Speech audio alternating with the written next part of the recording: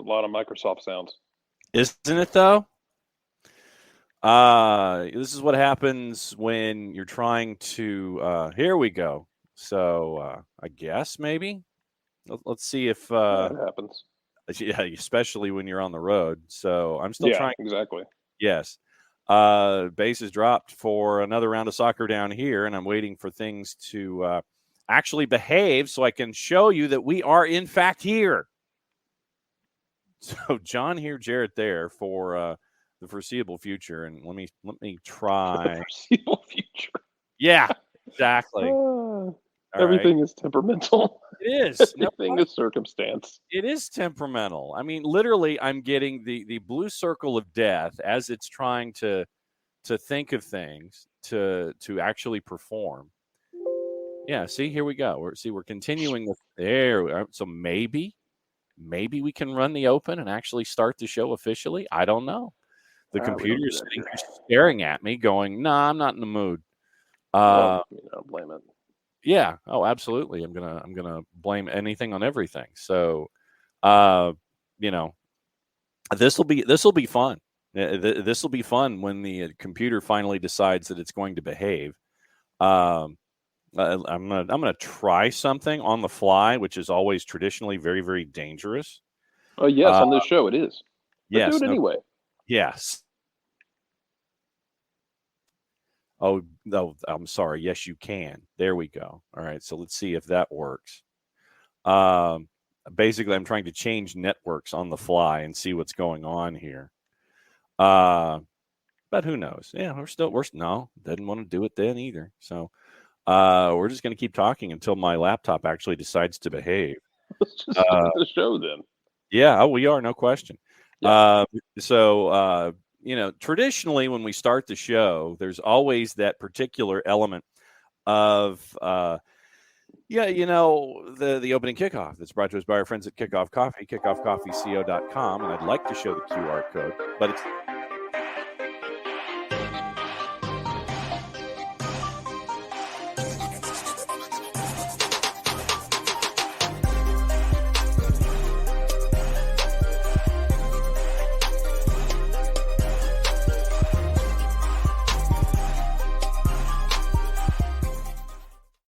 Wednesday, and you would have a show like this, but that's just me. Salernitana, and I was trying to figure out what to talk about this morning when it came to questions that you always have. And when was the last time, Jarrett, that you had a decision that you made and you went back on your decision just because, I guess? Not just because, but I literally did this with phone the other day. A couple weeks ago, I bought a new phone and used it and didn't love it. So I sent it back because it was in refund period. So no harm, no foul. That's the most recent time I've done that. Mm-hmm. But yeah, it wasn't, to your point, it wasn't like a manager. No. For instance, just throwing that out there, manager might be something that you would do that to. Just throwing that out there. Yes. So, we made a big deal of David Ochoa going to Salernitana, going from Liga MX. And we're sitting there going, man, this was a really cool idea that they came up with for Salernitana and a keeper and getting a second chance, those kinds of things. Yeah. So he goes to Salernitana, and I mean they're 9 points clear of relegation. I mean they're 16th. They're at the bottom of that group, but they're not in the relegation scrap yet. So Salernitana loses to Atalanta 8-2. 8-2. 8 goals surrendered. David Ochoa. That sounds like a result that's not going in your favor. First of all. Correct. Yes. So you have this result not going in your favor. Then Salernitana decides that they're going to fire David Nicola because of said defeat. That defeat left them in 16th, 9 points clear of relegation, ahead of local rivals Napoli, which is going to be happening on Saturday. So they decide, okay, so what we're going to do, we're going to fire David Nicola. But then he's brought back 2 days later after being sacked. Agence France Presse.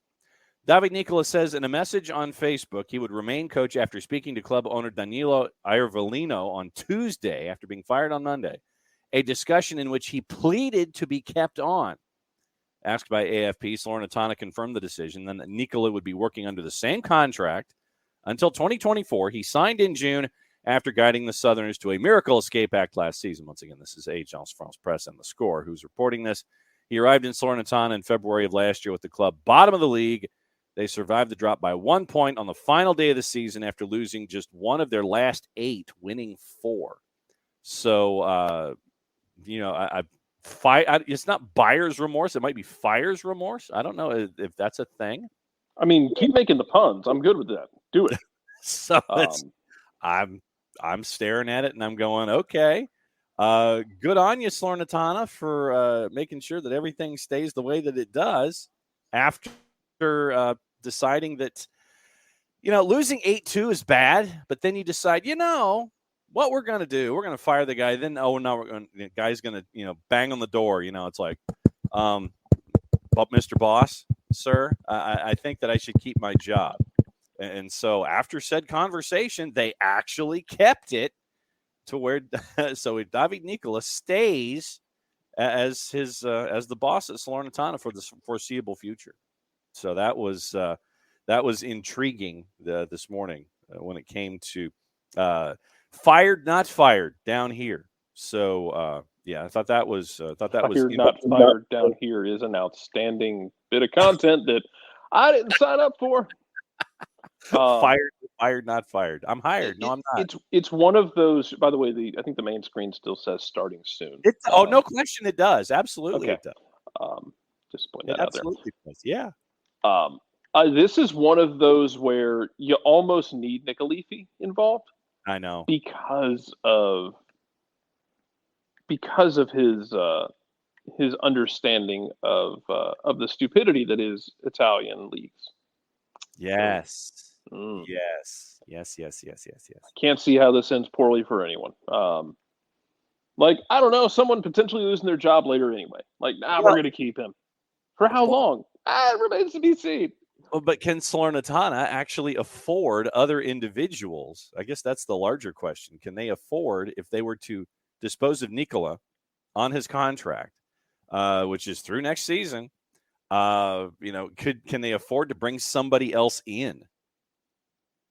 Is this just more of a fired, not fired down here because of, we can't afford anybody else, so we're just going to keep the guy since we're not, relegated yet, and we'll see what happens. I mean, like I said, it's literally 3. All right. So let's see here. Welcome back. Let me try something. Wow, it's not even going to let me do that. Unbelievable. Or is it? All right, so let's see. We're still going. All right, so here, let's try how we wanted to do the show.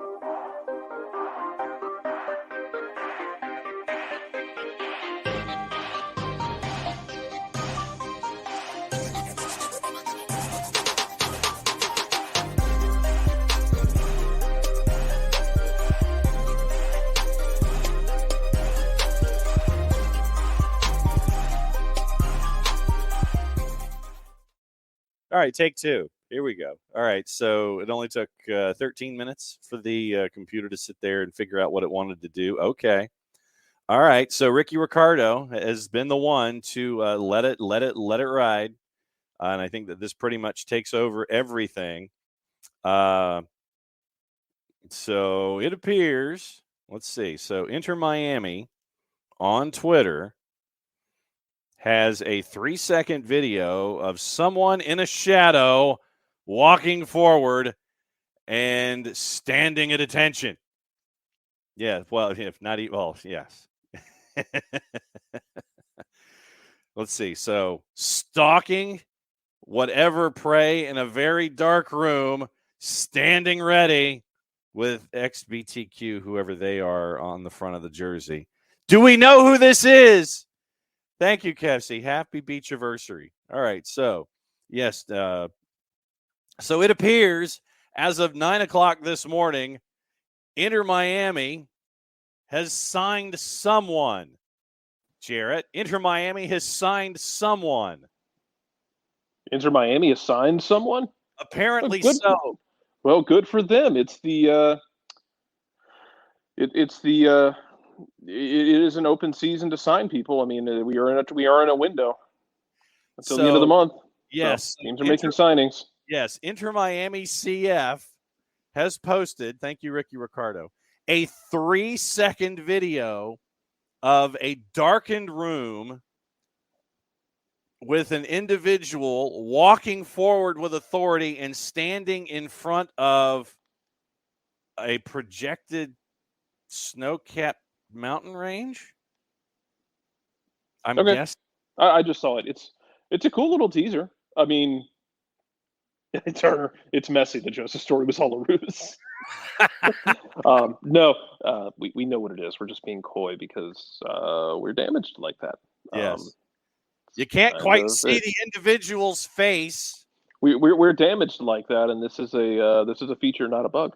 Yes. No, it's Inter Miami is expected to announce Josef. I saw you've been seeing the teasers about it for the last, I guess, 12 hours, and I would be surprised, if we start seeing more of it in the next hour or so. Yeah. Like those kind of teasers, you think an hour, maybe two tops, when you see those kind of teasers. So looks like Miami will officially announce one Josef Martinez. Yes. To their squad. Yes. So that's your opening kickoff. House of Horrors. Brought to us by our friends at Kickoff Coffee. Goodness gracious. I mean, all right, so here's what I ended up doing. I switched. Okay, so that's your QR code for those watching on Twitch. And Kickoff Coffee CO, kickoffcoffeeco.com, Kickoff Coffee CO, Facebook, Twitter, Instagram. Use the code Soccer Down Here 15. You get 15% off, and they invest 10% in the youth game. Very, very cool stuff, as always, from our friends at kickoffcoffeeco.com. The Wi-Fi here at at Hemingway Estates in the Panhandle in the Gulf of Mexico, as you can tell through the time that we've been here, somewhat moody. So I tried somewhat. So I tried to switch over. Of course, Natural Lane and Wall Pass Wednesdays, everybody says. So I tried to switch over to the mobile hotspot on my phone, and it seems to be faster. Read into that whatever you wish. Excuse me. Hey, to be fair, John got a new phone like a year or two ago, and dragged himself into the 21st century in that front. True. Absolutely true. So yeah, so when we talk about John's phone, no, John got a newer phone. John's phone exists in this modern era. So that part, if you're running off John's phone, you're honestly you're potentially in very decent shape. Yes, and especially with the guests that we have lined up later in the show today. Dylan Butler is slated to join us at 10, and Bart Keeler joining us at 10:30. And I put Bart at 10:30 because of the women's national team playing at 10 o'clock last night, East Coast time. I think it was like 4 o'clock in the afternoon in New Zealand. And so we can, I let Bart have a little bit of respite, and he can rest his voice, and we'll find out what Bart thought about the 0-0 at the half that ended up 4-0 by the time we were done. And so Inter Miami posting a 3-second teaser, and as always, we're sitting here and wondering when the rest of it is going to happen. So we'll keep an eye on that today. As Luis Michel Echegaray said, he anticipated the signing would be made on official on Wednesday, so we've got our first teaser here on the show. There's a lot of stuff to talk about this morning, and let's see. So we got stuff on the Philadelphia Union. We have stuff on Manchester United with Sir Jim Ratcliffe. We have stuff with players. Since we mentioned Josef Martinez, we have players that are in the discussions of the orbit for Atlanta United that we can get into. And we also have our daily stupidity down here with the nice step of going forward with Aaron Ramsdale. And we also have some stuff out of Nisa that we can get into before Dylan joins us at 10 o'clock. And so we mentioned we mentioned a player outbound with a 3-second teaser, and there are players that Atlanta United fans are keeping their eyes on, Jarrett. Alexander Kynes being one of them. And our daily Alexander Kynes update is now possibly Girona being interested in Alexander Kynes. So there you go. Yeah, it is. This one feels like it's changing every day, to the point where I'm starting to wonder, was there ever any fire? Yeah, really. Was there ever any actual fire with the whole he's going to go to wondering, was he ever actually going to go to Boca? Yes. I don't know. I'm genuinely curious right now. Was he ever going to go to Boca? Yes, exactly. So I don't know what's real anymore. New No. York City was allegedly in on him as well. That part was amazing. Yes. This whole thing is so dumb. Yes. Man, if a city football group club goes out there and decides hey, we're just gonna go get him ourselves, I'm going to laugh. If it's hey, New York City, that's a great player you have. We're going to take him to Europe instead. Yes. Congratulations. Thanks for letting us have him. Yes, for 15 or 20 seconds and trying to keep an eye on things. It appears that there is going to be a press conference coming up in about 10 minutes involving Carlos Bocanegra. So we'll keep an eye on that as well. It was originally slated for when the show is over, but it apparently has been moved up to 9:35. So we'll keep an eye on that as we have breaking news down here this morning. So we'll keep an eye on things, and if there's anything newsworthy, then just like I said, we'll let you know on the media that is social about what's going on and all of that. But I think perhaps the 3-second video may have moved up the press conference originally slated for 11 o'clock to 9:35. So we'll keep an eye on what's going on there. Yeah, and that makes me wonder if timelines sometimes get moved, and you're well, we got to do a thing. Yeah, we got to do a thing. We got to have a conversation. We were hoping to wait to have this. We were hoping to wait to have this conversation until you were older, Timmy. But yes. Alas. And so the alas and alack for all of that stuff. So we'll keep an eye on the Bocanegra press conference, apparently slated for about 8 minutes from now. Don't know, Parsival, if it will be. I don't think it'll be on YouTube live, but it will end up being on YouTube after the fact. So Ricky Ricardo posting once again, our intrepid Twitter chaser this morning.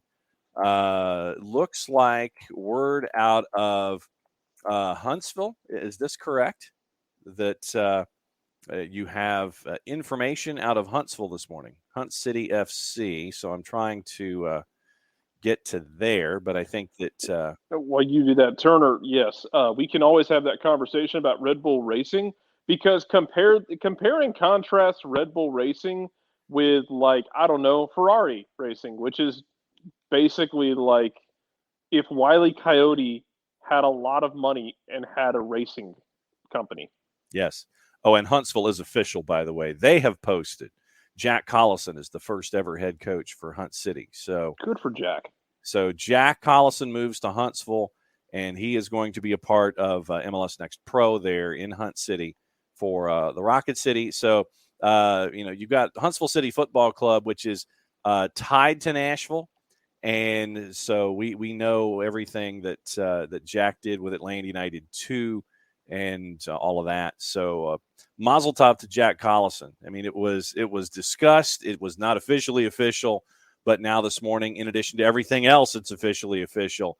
Jack Collison is the new head coach for the MLS Next Pro franchise in Huntsville. Rocket City and Huntsville City Football Club. Jack Collison, your new head coach. Very, very cool stuff. I mean, Jarrett, what Jack Collison did with Atlanta United 2, Huntsville City got themselves a good one. Yeah, they did. This is always a part of this conversation we can have, because when you're talking about some of these guys like what Stephen Glass was doing with Atlanta United too, or when you're talking about um, like what Jack Collison was doing, it's about developing those guys, and a lot of times it's going to be kids out there just getting knocked around a lot and trying to instill in them these ideas of of how they want to play, and Mm-hmm. it's tough.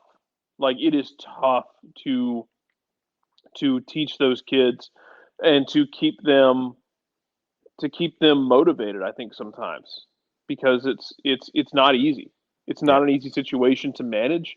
I think there are times where we saw it with Jack Collison. I think we also saw it with Stephen Glass. There's times where when you're just developing guys, it can be really frustrating if guys aren't internalizing the message you're trying to send. Yeah. And I think it gets tough to handle that sometimes. So Mm-hmm. I'm excited for Jack to get this opportunity. We'll see. We'll see what happens. We'll see what happens with him doing that because it's an MLS Next Pro club in Huntsville. Yeah. But it's more of an independent thing, and Atlanta United has posted the post as well. 158 games, 111 goals, 4 trophies. It's been an honor at Josef Martinez. Atlanta Yeah. United announces it has released Josef Martinez. Yep. So there you go. It is officially official. The best individual season in MLS history. You can at me all you want about what happened in Toronto with Seba. You can at me all you want about what our boy out in Los Angeles did, Vela. Mm-hmm.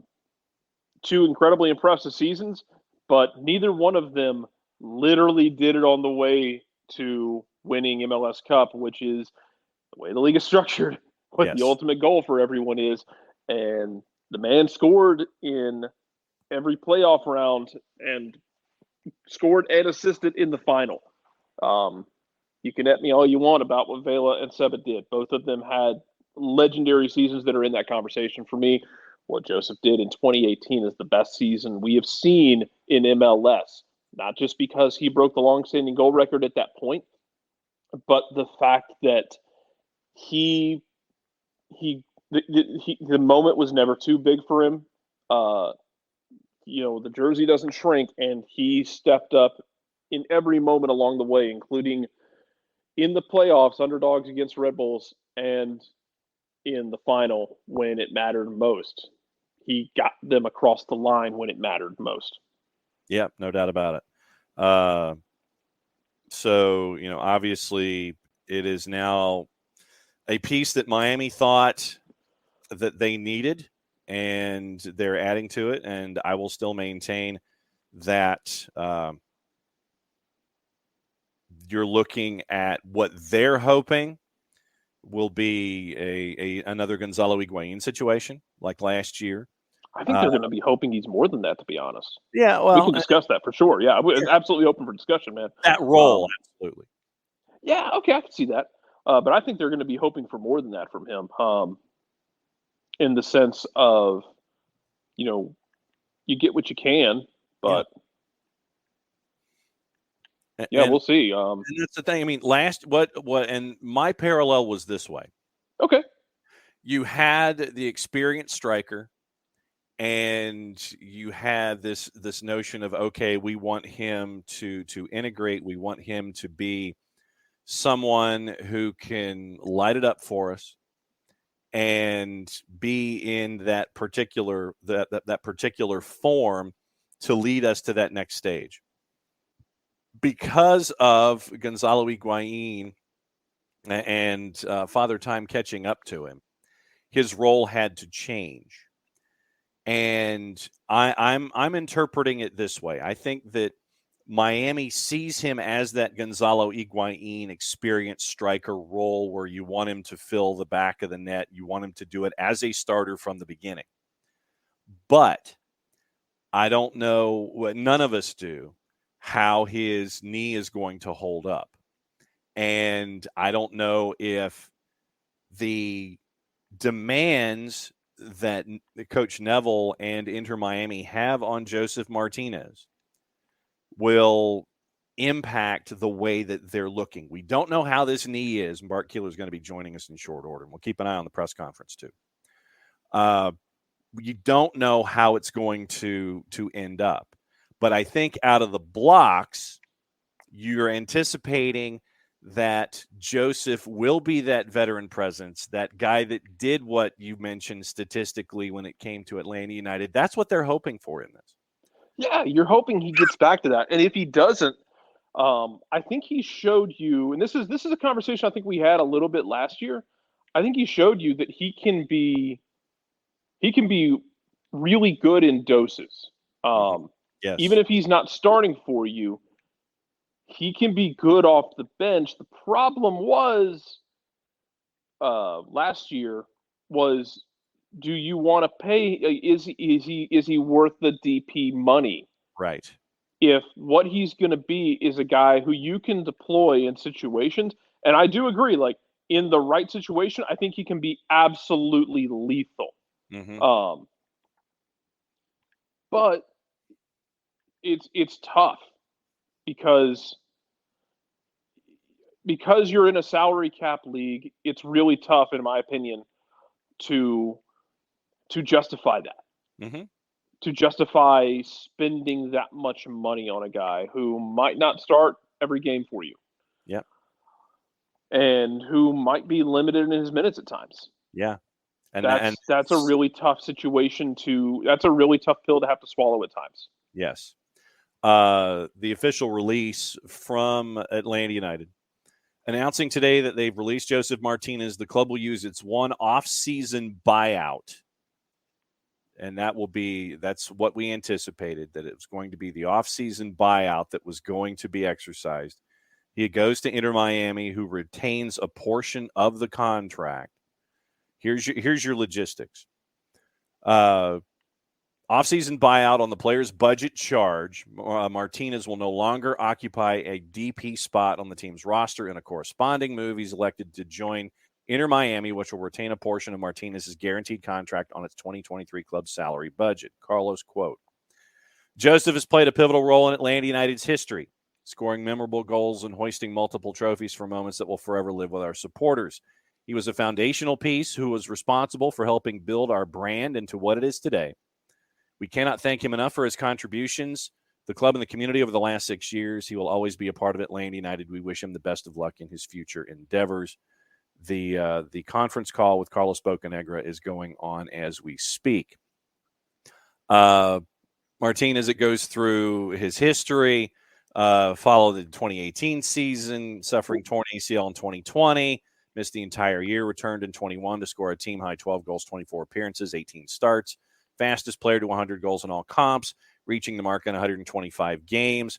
Last year, started the season 2 goals, 2 assists at the first 5, forced to miss 2 months after having arthroscopic surgery in April.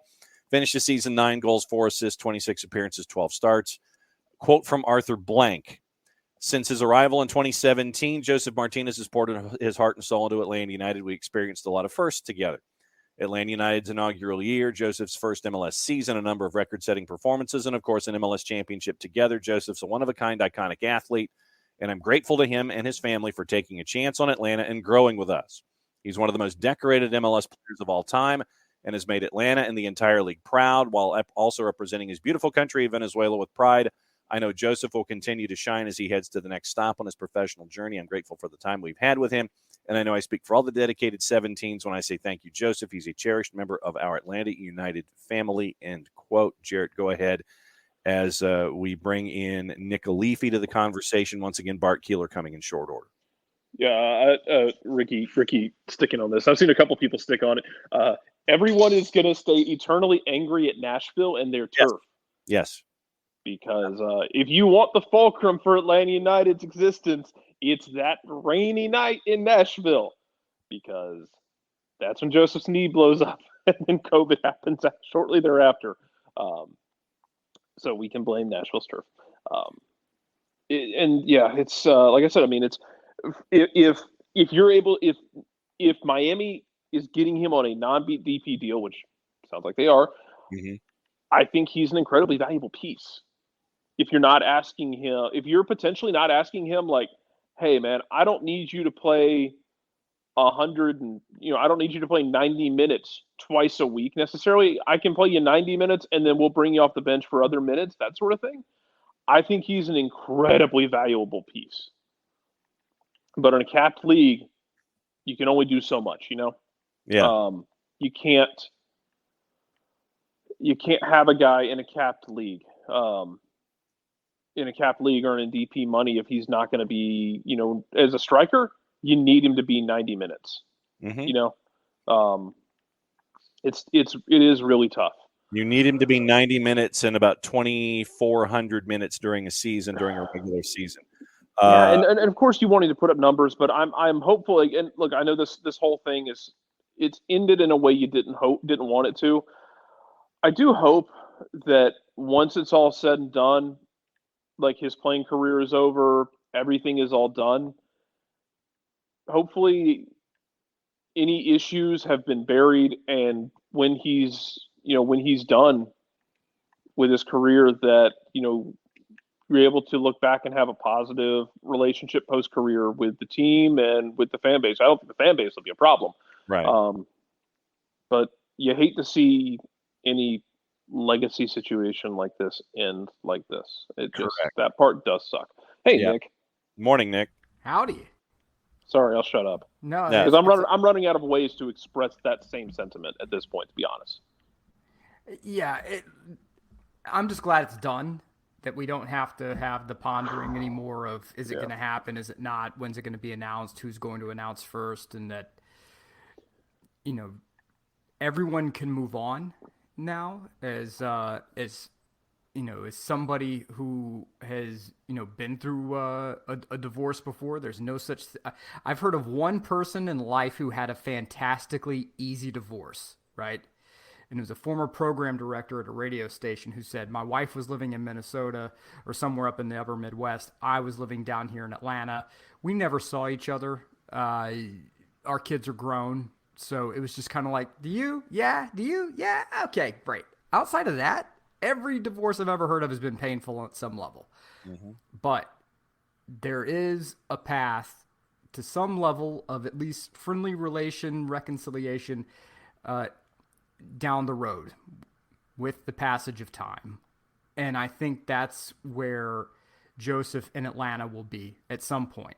I think that the city means too much for him, where he was in his career with Torino. He was being misused by the manager.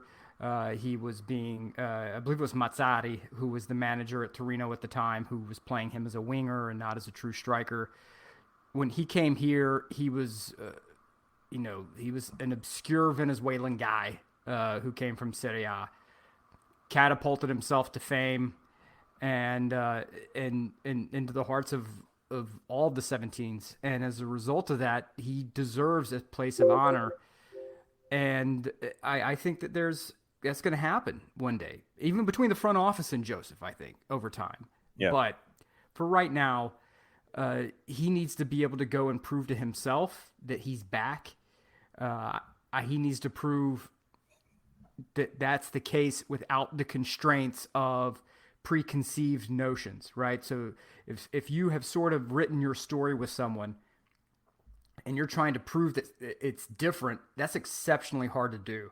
But when he goes to Miami, he's going to have an opportunity now, a sense of excitement, a sense of adventure, maybe a sense of completion now that he's down there with his son. And, I don't know how any parent operates being that far away from their kid. I know I sure as hell couldn't do it. So I hope that he has some level of peace with that as well. And, the key now is going to be on Atlanta to attempt, that's the key word here, attempt to fill that void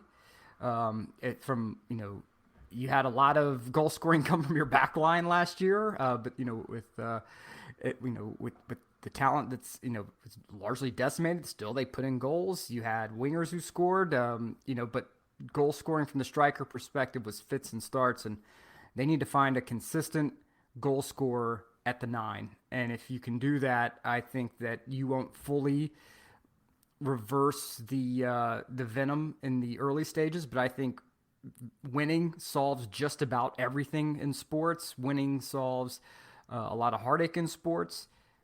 I don't hear,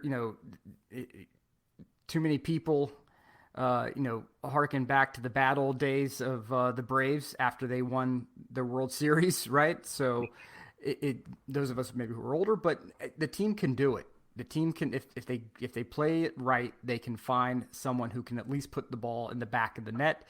I want to see who the next big personality for this team is going to be, the next person that this city can rally around, and the next person who's really going to be the face of the franchise. I think that's going to be, one of the critical things. Josef was everywhere, right? As far as I know, they still have murals up of him, downtown. So who's going to be the next face of the team?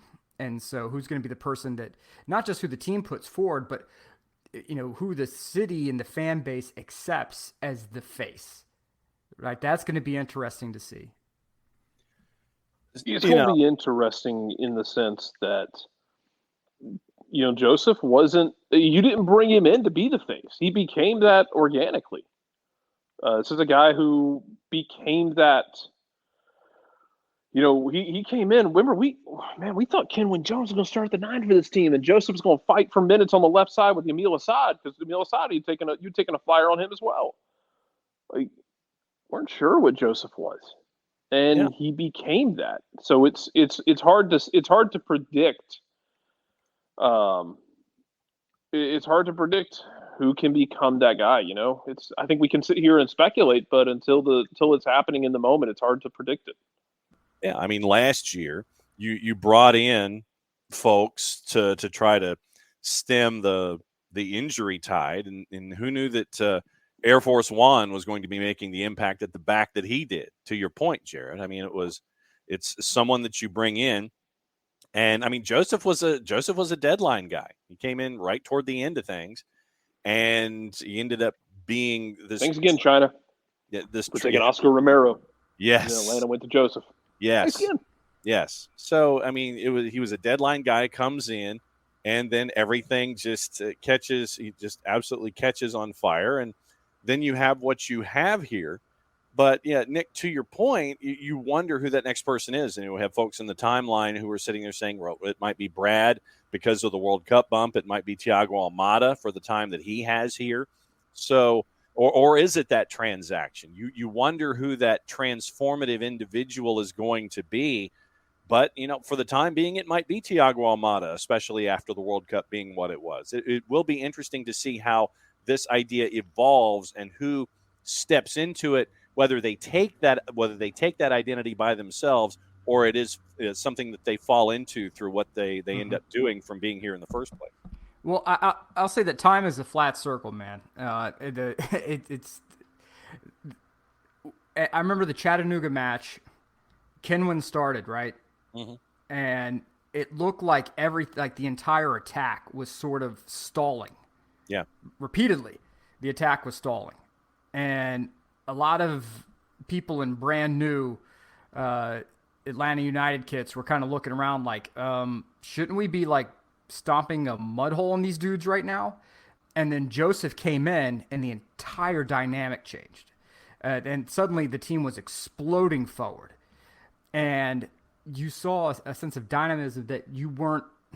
It was like somebody seriously was trying to crank and get a car rolling. And I know this, so many people only drive automatics now, but for those of us who are old enough to remember driving stick shifts, it was like somebody trying to start off in second gear. And some of us had to learn. Some of us were instructed by our parents to learn to drive on like a '76 Datsun. Right, exactly. There was no power shifting, by the way, on those. No, not at all. But I remember when he came in, everything changed. Like the entire momentum, the feel, the vibe, everything changed because Kenwyne could not explode forward. He was a big, strong guy, but he could not explode forward the way that team needed to with Tito and Miggy and Yamil, those racehorses that were just ready to fly down the field. Kenwyne couldn't do that. And then toward the end of his tenure here in Atlanta, it looked like Josef couldn't do that. And I, I await your hate mail on that. But No, but I mean, if you take that comparison and you take that, not to the individual per se, but just to that piece, the Kenwin piece with the surrounding parts, the Josef piece with the surrounding parts. Right. There's that symmetry there that you're looking at, where that centerpiece that you want to have integrate the way that you're anticipating isn't able to match what you're looking for from the wing players have one speed, and that centerpiece, that fulcrum that you've had over the last handful of years, Nick, isn't able to match what's going on the outside. Right. And that's why I will keep going back and saying Nashville and that stupid turf. It was an absolute just a typhoon of bad things happening at once. You had a really crappy field that was wet and nasty. It's asking for an injury to happen. Josef, your star player, gets injured. COVID hits. Now the entire world is essentially like going into science fiction, The Last of Us apocalyptic mode. And it's like, okay, where am I getting my knee surgery done? Who am I going to trust to do this? Yeah. Okay, wait, does this go well? Does this go poorly? And then you have to do rehab. You're not doing rehab around a dedicated team of people who are working functionally with your knee, putting hands on it and saying, okay, this feels right, this doesn't. Now you're having to do a lot of stuff on your own. And so everything that could go wrong did go wrong in that situation.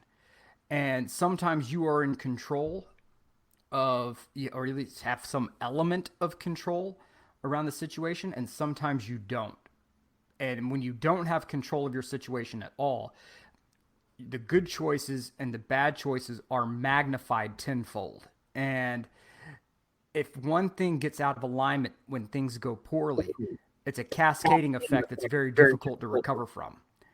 And so that's, to me, in my opinion, what happened here is that you had a cascading effect of star player getting injured, star player not being able to receive because of COVID, not being able to receive, the exact specific individualized hands-on care that's required to completely rehabilitate quickly at a high level from this kind of injury.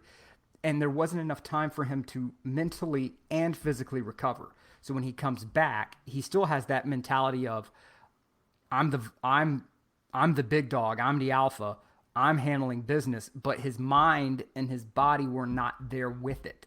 Right. And so it's like I said a moment ago, you have to sometimes change your situation in order to recover yourself. And I think this is going to be a good thing for Josef. It's not going to be a good thing for Atlanta United fans because nobody wants to see their star leave. We aren't the first team to deal with this. Chicago Bulls fans had to watch Michael Jordan in a Washington Wizards jersey. The 49ers fans had to watch Joe Montana wear a Kansas City Chiefs jersey. It happens. It's you're always going to think about what might have been, but sadly, it's just one of those things that it fell the way it fell. Everything that could go wrong did go wrong, and now all you can do is salvage the situation the best you can from a business perspective. That means exercising the buyout, and for Josef, that means getting you in a position where he can put the ball in the back of the net and show, hey, look, nope, I am still a primetime player worthy of admiration and respect, and the paycheck that I want. Let's not forget that. This is about the paycheck that you want. Mm-hmm. So, and yes, Ricky Ricardo. The paycheck you think that you still deserve. Exactly. The paycheck that you think you deserve. And yes, Steve Young can make you forget about, well, not necessarily forget, but can ease the transition to from Joe Montana. Yes, if Atlanta United plays this right, they bring in a striker who is just explosive and can absolutely, play exactly how this team wants to play, put the ball in the back of the net, be dangerous, occupy defenders' minds. live rent free in the minds of everyone from the six back, then yeah, that's gonna smooth things over somewhat quickly. So it's business. And with that, I got to step away for a minute, guys. I'll try to jump back on as soon as I can, but I wanted to add my Yeah, no doubt. my 2 cents. Trust me, we're not going anywhere. No, I got to do the same. So, and I'll try and be part of the conversation going forward as well. But it's yeah, and everybody's talked about it. It is a somber day. And Rich, yeah, it's mostly us making fun of Nashville because we can, because we can, because we do. Because the funny thing about Nashville is I expected Nashville to be like a more kind of like ho hum Southern friendly rivalry, which Southern, like, the bless your heart Southern rivalry can have a little edge to it, but it's not going to be as vicious. Oh no, it's there. Nashville chose violence by knocking Atlanta around a couple times. But it's more of like we're gonna fire off at the hip at rivals, because that's apparently what everyone in the South is just going to do. Is Atlanta, Orlando, Charlotte, and Nashville are all just going to take turns in a closet trying to stab each other in the abdomen. Yes, that's just how we're going to function. So yeah, and I'll say this with Michael Head. With Michael Head saying with the buyout and his MIA salary, I'm sure Josef is not losing a penny. Also factor in the fact that there's no state income tax in Florida. Yes. So even if the number looks smaller, his take home is probably not going to be that far off. Right. So it's something to consider. Yeah. So Jarrett, I know that you've got to go into the real world. Obviously, we're not going anywhere anytime soon. Nick, obviously, if we're still hanging around when the real world has stopped circling for you and you want to drift back in, obviously you can. It's pretty much going to be open Twitch pitch for a while. Bart Keeler set to join us after he can get the real world to calm down around him. So, Jarrett, we will catch up with you, hopefully, coming back here in hour number 2. Yeah, and to the point, as I leave, Ricky mentioning Josef's getting his number back. Yeah, he's got 17 officially released on the video. And we talked about this a little bit yesterday. Whoever gets that 7 jersey next for Atlanta, no pressure. No pressure. Because it's this thing, man. Like, certain numbers carry certain weights in certain.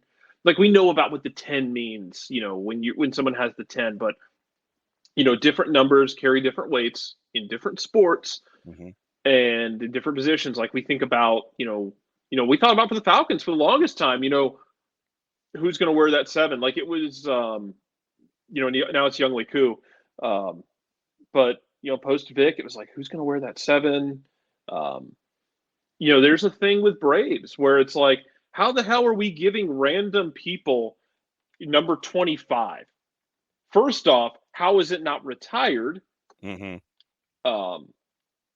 by, before Andrew Jones?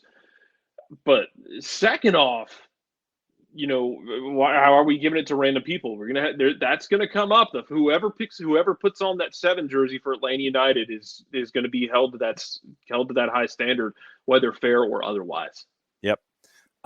Jarrett, you can tag out. Bart Keeler's tagging in from. Hey Bart, bye Bart. hey Jarrett, bye Jarrett.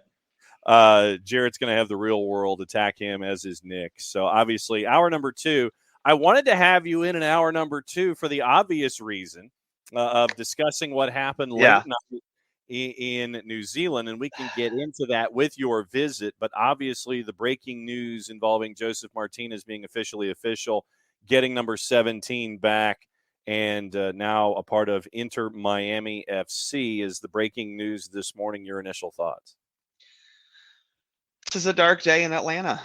I'm not joking about that. Like, this is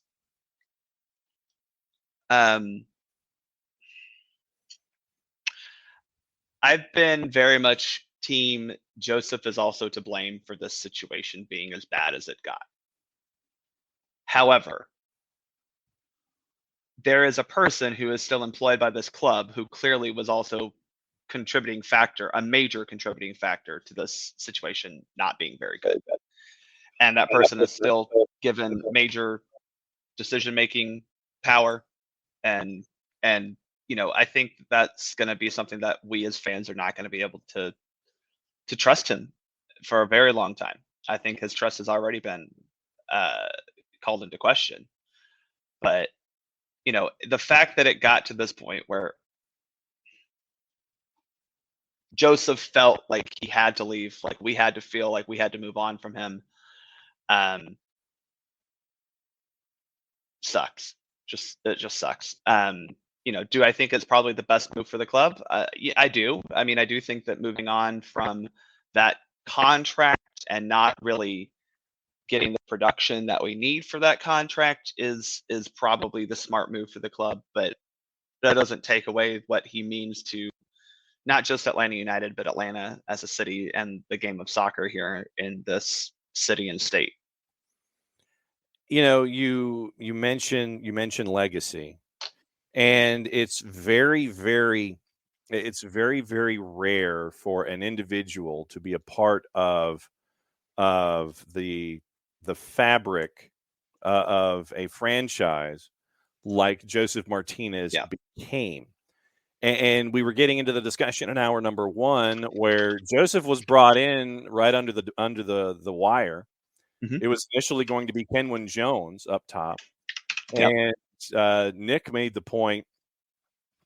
It still was. Well, but yeah, I mean, it was. But you had Kenwyne surrounded by Tito and Yamil, and you had the speed on the outside, and Kenwyne, who seemed to just kind of slow things down when you wanted to try to continue to work at 78 RPM. And I know that I just dated myself with that reference. Find a turntable and an album, and hopefully, folks can get that one. But hey, y'all, I didn't understand the reference either. It's okay. So when you get a turntable, you have multiple speeds. It's like 16, 33, and a third, 45, and 78. And it after the knee injury with Josef Martinez, you seem to have the same elements there, where you had LRC Aruju on the edges, and they wanted to break the speed limit, and they wanted to get things moving. But Josef, after the knee injury, coming back, could not match them and what their desires were on the outside and the speed in transition. And so we almost had a revisiting of that whole dynamic, although obviously the situations were different, but the dynamic seemed to be the same. So quickly, I didn't say Boca's to blame for Josef's injury and his subsequent inability to operate at that level. What I'm saying is the relationship deteriorated because of both parties, and Carlos Bocanegra is very much to blame for the relationship deteriorating.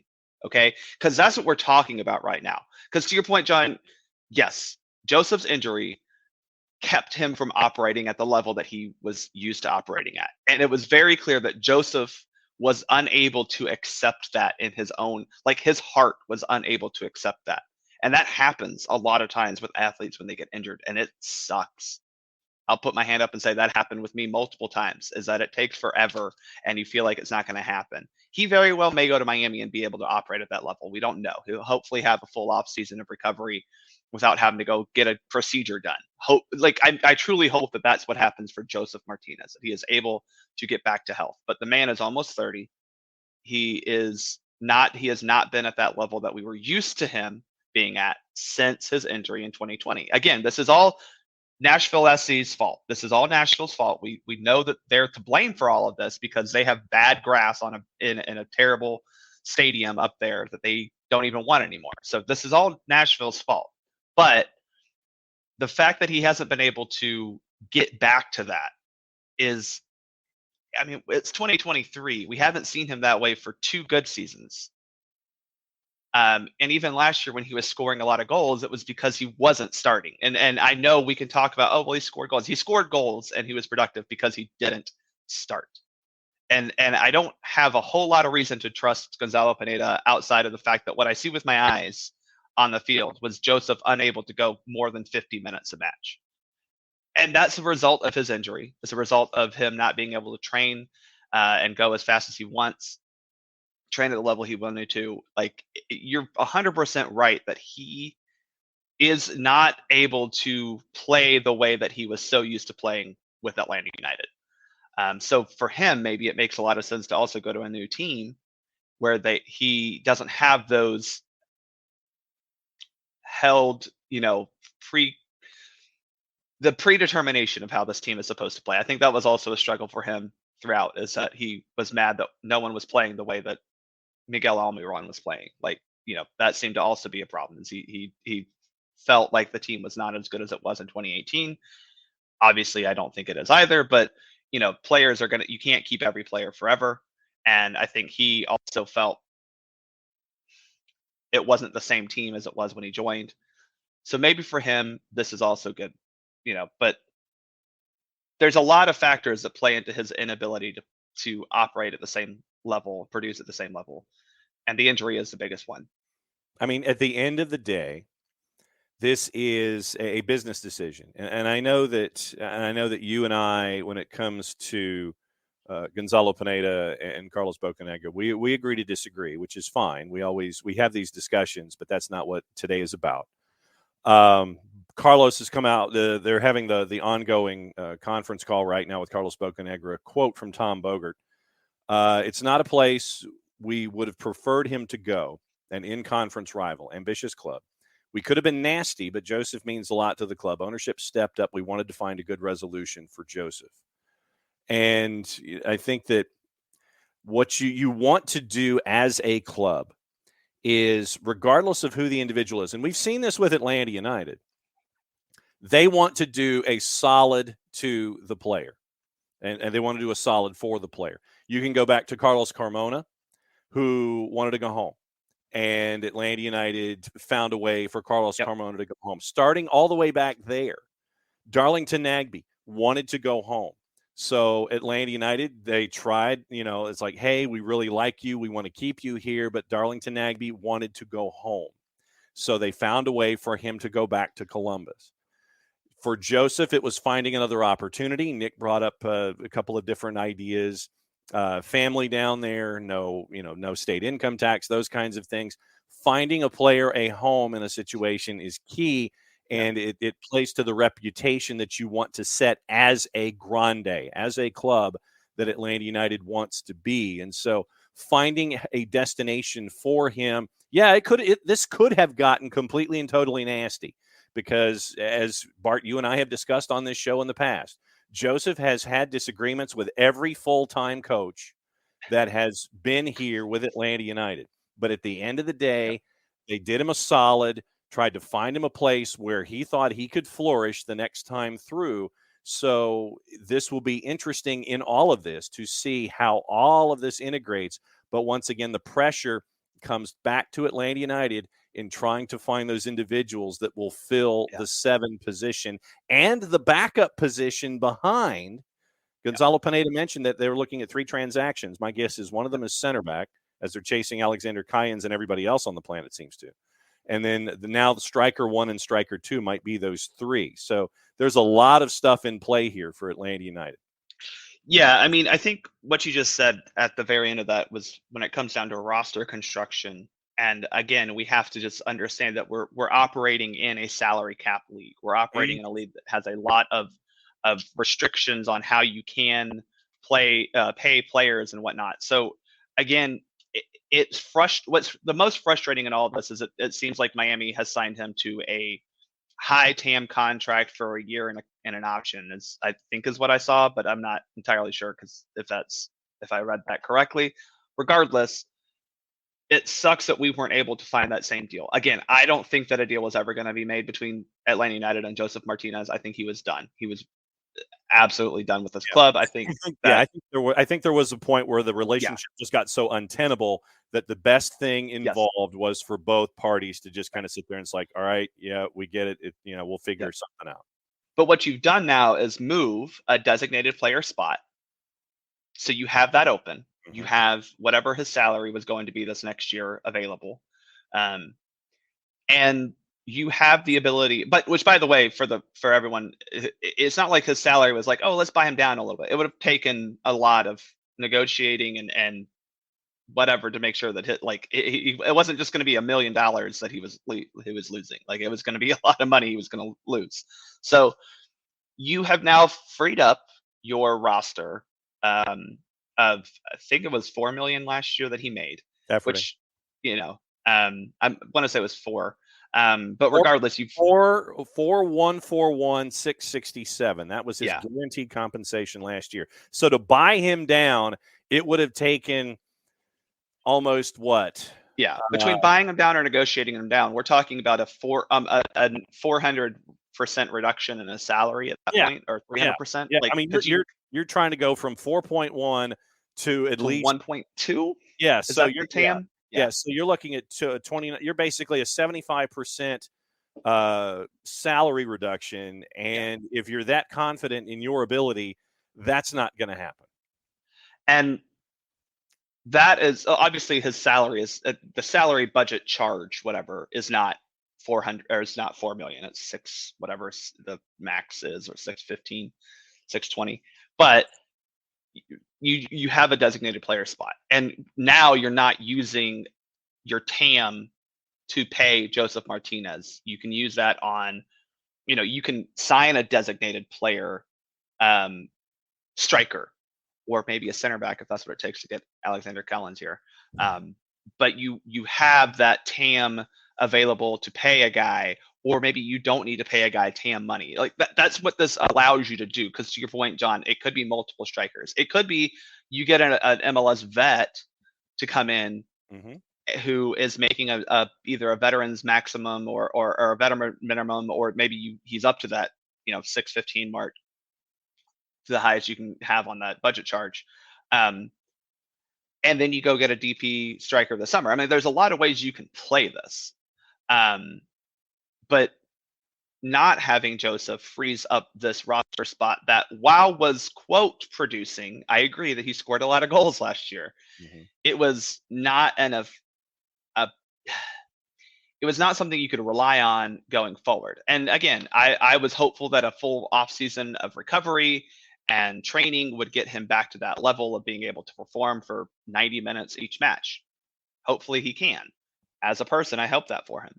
But that was a risk because we haven't seen it for multiple seasons, and unfortunately he didn't look the same. He didn't, it sucks but now you have to move on because you need that roster spot. You need that salary, and you need to be able to use it to build the roster to hopefully get as Garth Lagerwey has clearly pointed out, a home playoff spot this season. And again, I'm going to say this, Atlanta United was not a good soccer team last year. And we haven't been a good soccer team for a while. And Josef Martinez has been a part of this team during the bad times as well. So sometimes you have to look at it and go, is this the reset we need? This is apparently what the reset needed to happen, that both the club and the player decided. And that's, that's where we're at. And yeah, this is a rebuild, Rich. Like, why would you keep what you had? Again, we were not a good soccer team last year. I'm sorry. You don't make the playoffs in MLS, you're not a good soccer team. That's just the way it is. And you've got to find ways to improve on what you have. There are good pieces here. Unfortunately, Josef was a big impediment to us being fully successful in MLS. That's just my opinion. Last year, minutes-wise, just to give you an idea, minutes played, and I'll go through. This is what happens when you're not sitting properly with posture. Minutes played last year, if you go into playing time, for forwards and midfielders, Thiago Almada had 29 matches played, 25 starts, 2,372 minutes. I think that's what you're looking at minutes-wise for someone that is that DP, that is that individual that will be making that kind of an impact. And yes, I am using air quotes for those watching on Twitch. Last year, Josef Martinez, in 26 matches played, had 12 starts, only had 1,465 minutes. You had Caleb Wiley had more minutes. You had Ronaldo Cisneros had 1,700 minutes last year with 23 starts, 28 matches played. You had Luis Araujo, played 28 matches, 26, played 2,189 minutes. So when you're looking at minutes played, 3, 6, 9, Josef Martinez was 11th in minutes played last year for Atlanta United, starting in only 12 of those 26 matches that you're looking at. So you need someone who is going to be making that kind of impact. It needs to be in those minutes that are in the Almada Araujo range, if not more. Because if Thiago Almada played 29 matches, 2,300 minutes, you're looking at someone who needs to be there for 24 to 2,500 minutes and can withstand that kind of a pounding. Josef Martinez, I believe at this point of his career, cannot give you that. And when you have a player who feels a way that he does about his own abilities, and you have to, and I will always respect those star athletes who are going to sit there, stare at you square in the face and sit there and say, yep, I can give it to you, because that's what you want. You want that kind of heart. You want that kind of emotion. You want that kind of presentation. But when the body isn't responding to what the brain wants, you've got to come up with something. And at the end of the day, Bart, as you've said, in a camp league, business decisions have to be made. And especially for teams that are struggling, as you know, Atlanta United wants to have their own expectation.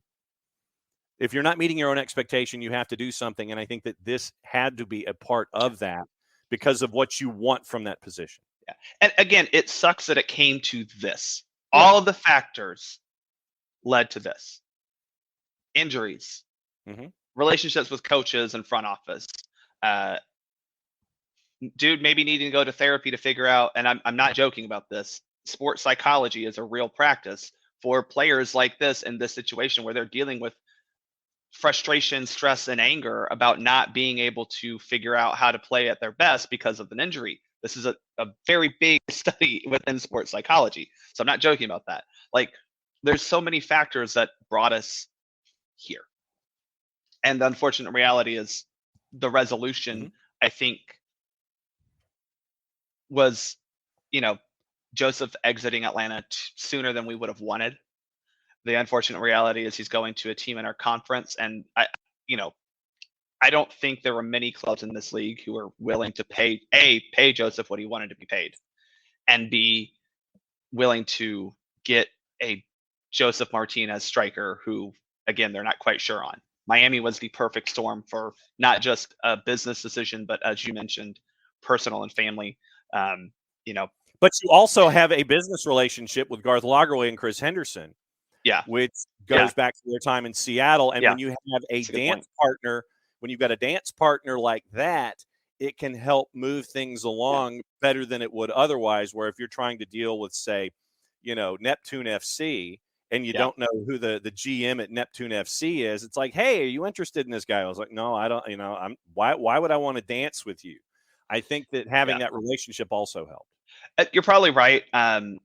Especially because, again, Miami was in a situation where they needed to fill a roster spot from a vacated designated player, because obviously Higuain no longer going to be there. Yep. Now he's coaching their twos team. Did I see that correctly? That is absolutely correct. Yeah. That's pretty awesome. That's decent. That's a decent turnabout. So I was going to say that's not a bad coach to have. Yeah. It's like Coach Gonzalo Higuain. Yeah.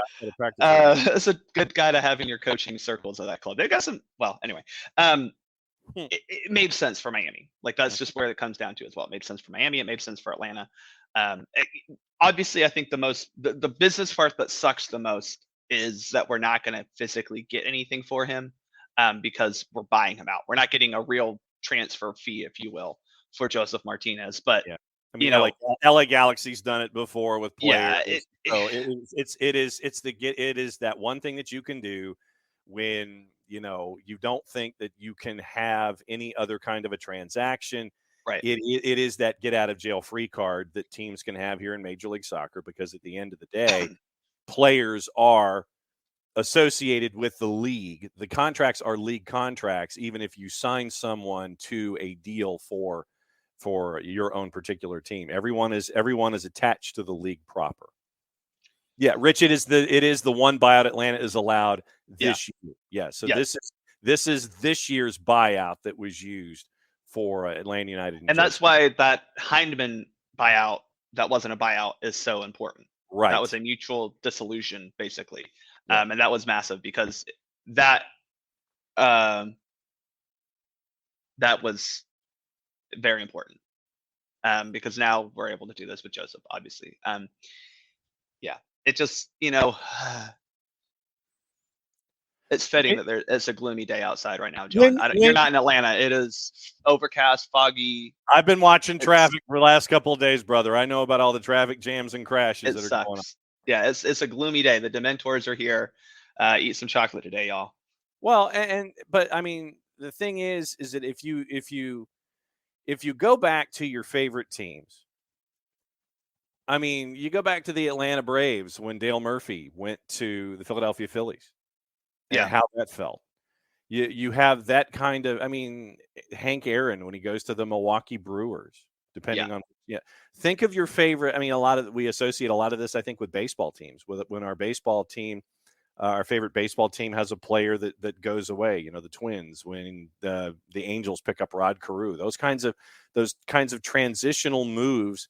Yeah, they're going to be days like this. It just so happens that today it's attached to a soccer club that a lot of folks have their heart on their sleeves. They wear the jerseys, they bought the gear, and for someone that has been as impactful in more than one way, as impactful in his three dimensions as Josef Martinez has, sadly, these days come, and today was a day that's attached to Josef Martinez. Not everybody turns into Lou Whitaker and Alan Trammell. Not everybody's Al Kaline. You don't get the whole thing where you have a 20-year career and it's with one team, especially in soccer. Bart, as someone who is attached to Arsenal. Which, by the way, that's the mug this morning. Oh, I figured. It's the only thing bringing me joy in soccer right now. I figured, I mean, all I have to mention, guys like Olivier Giroud. Yeah.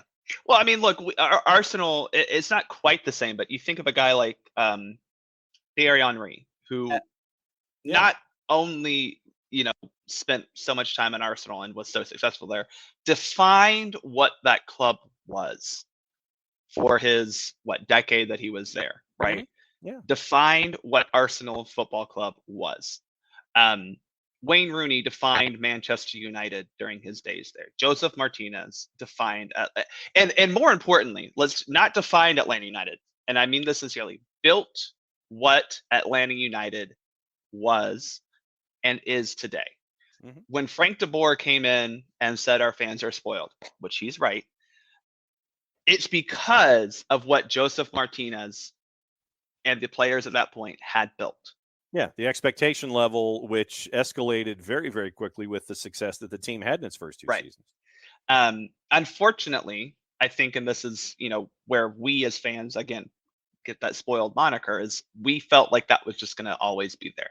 And to an extent, I think Josef felt that as well, because he came to Atlanta, everything was so easy. And this is a guy who, unfortunately, before that, his career was not superb. I think that's a fair statement. It wasn't like he was doing great before he came to Atlanta. But he was able to revitalize his career here. He was able to find a play. I mean, the love that the fans and the city had for Josef and Josef had for the fans in the city was undeniable. And it does, I understand completely. It sucks that we weren't able to give a proper goodbye to him. I think, unfortunately, we have to realize that doesn't always happen in sports. Right. We didn't get to say goodbye to Dansby. Maybe not quite the same, but it happens. But Josef was the best way I can describe Josef, and obviously the situations are not the same, but it was very much Mike Vick with the Falcons, and the fact that he brought people to this team, to this sport, even who normally wouldn't have tuned in, and the way that he embodied and represented the city and the fan base is unlike anything that I've seen since Mike Vick here in this town. Here's Josef's numbers before he came to Atlanta United. 36 matches at Caracas, 8 goals. 37 matches at Young Boys, 4 goals. Loaned to Thun, 18 matches, 8 goals. Torino, 7 goals in 58 matches. That's his Torino numbers. Yeah. And they saw something in that. Remember, Josef was actually here on loan for his first 3 matches, officially listed as Because we on weren't loan. sure. Exactly.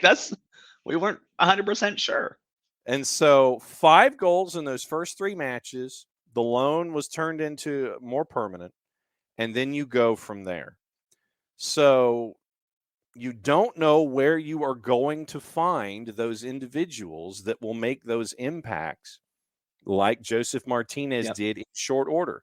And like I said, it's the line that I use a lot. It's like trying to catch a comet by the tail or trying to catch water between your open fingers, And sometimes, and Ola Kamara is still out there, we think, depending on whether or not you're listening to Hernan Losada and what's going on in Montreal or what Kamara says, one way or the other. There are folks out there, but, Jarrett and I have had the discussions about guys like Giacomakis. Kamara's out there, and so I think you can kind of piece together where Atlanta United is looking. But I think today, while today is a sad day for fans for Atlanta United, I think it's also fair to celebrate what Josef Martinez meant to the fans on the field in a very short period of time, because it's very rare when you have an individual that will make that kind of an emotional impact with someone in a very short period of time. Josef did that, and a lot of folks were along for the ride, and you got to see that kind of a comet that Josef was here with Atlanta United. Yeah, and again, it's hard right now to go, oh, thank you, Josef, because I think that outpouring of support and love for him is going to be great today, but it's from a place of sadness right now, not a true place of gratitude or of remembrance at this point in time. We're sad. But look, Josef could go to Miami, score 20 goals, and we'll look like we're stupid. He could also go to Miami and score like 10 goals and not be that super effective. Mm-hmm. He could. We don't know. We remember Josef because of what he did for this club in its early years, and he'll forever be someone who laid the foundation for what Atlanta United is. Forever. Yep. And for those of you who have your season tickets, I know that everybody is sitting there and looking. It's like, okay, where in the schedule? September 16th. September 16th, 7:30, and that's the date that we're looking at for the home match. And I know that there's the away match in the suburbs, and May 6th. There you go. Thank you. You're a little faster on the draw than it's on my calendar. That's where I'm going. I went zooming past the calendar. I know it's May 6th because I'm planning the trip. That's why. There you go. All right. In fact, we're doing back-to-back away trips. One in Nashville, one in Miami. It's in May to get you ready for the next topic that I wanted to get you to discuss here. Before all of the breaking news broke this morning, I wanted to have you on to talk about the women's national team. Yeah. How much of a late night was it for you? So shout out to Fido and their staff. They had their staff party last night, so they were technically closed, but they allowed us to come in and watch the game. They were great. They were fun. Thanks for letting us kind of just sit in the corner and watch TV. I'll be the first. I did not watch it. We did not watch HBO Max. We did things legally. Fido obviously has Peacock from Premier League stuff, so I got to listen to Andres Cantor, which was a lot more fun than I was expecting it to be. So that was really cool. But it was definitely a tale of two halves last night. So it was frustrating that first half. The second half was a lot more fun. Yeah, I think the halftime interview that was on the HBO Max side of things, Yeah, that there probably was going to be some elevated discussions, shall we say, after a goalless first 45. And somebody with the last name of Swanson seemed to have a pretty good night, eh? Yeah, that was a How weird was it to see Swanson on the back of a jersey? I'm not used to it. This is my general take on this. I think Swanson is a great baseball name. Like Swanson's a great last name for a baseball player. I don't know if it's a great last name for a soccer player, and I would have kept Pugh because Pugh's a much better soccer player last name. And Pew, yeah. Mm-hmm. But she was very good last night in that second half. First half, Mitch Purse looked pretty threatening, but I don't think any of that really came to much. It was very interesting that Trinity Rodman came on and we looked a lot more dangerous in front of goal and creating, but that also was it was a slight adjustment from the midfield as well. It was, I think that came from Korniak did not work as the defensive midfielder. Vlatko did the old school. Like, this is where I do call into question Vlatko's actual ability to coach, because his thought process was put the tall girl in the midfield and see what happens. And that Taylor Korniak is not the type of player to play a defensive midfielder.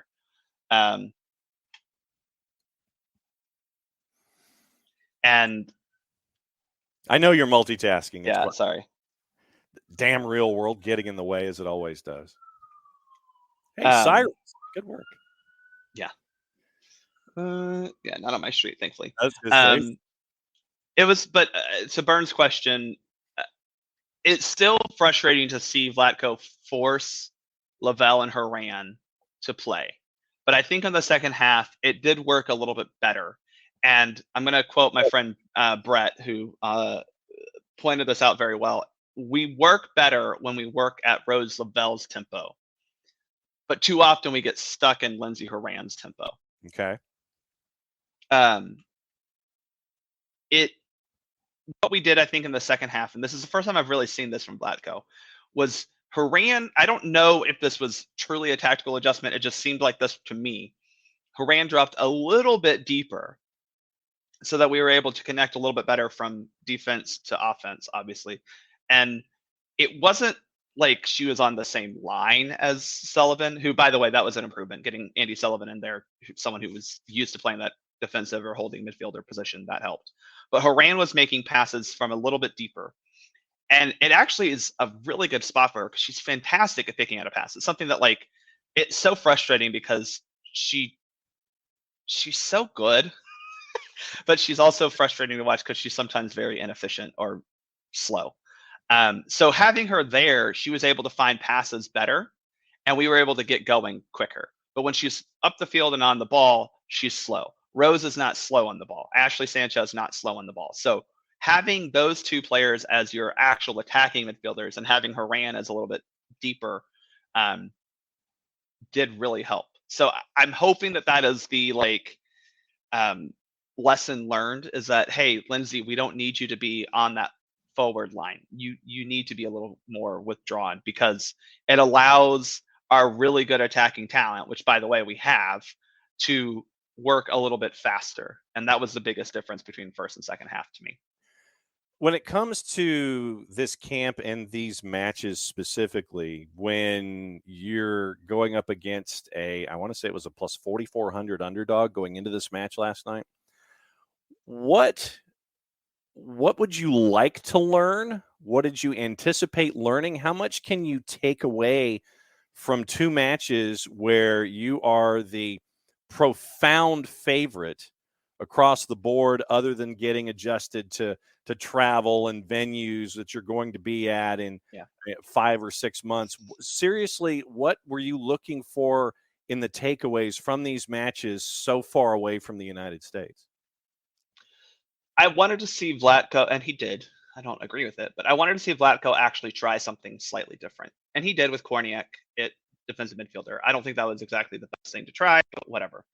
Again, I would like to see him try to start without Lavelle and Horan in the midfield together. I think that would be a really positive thing. Hopefully he does that next match. But I would like to see him try something slightly different. We got that a little bit last night. I don't love continuing to put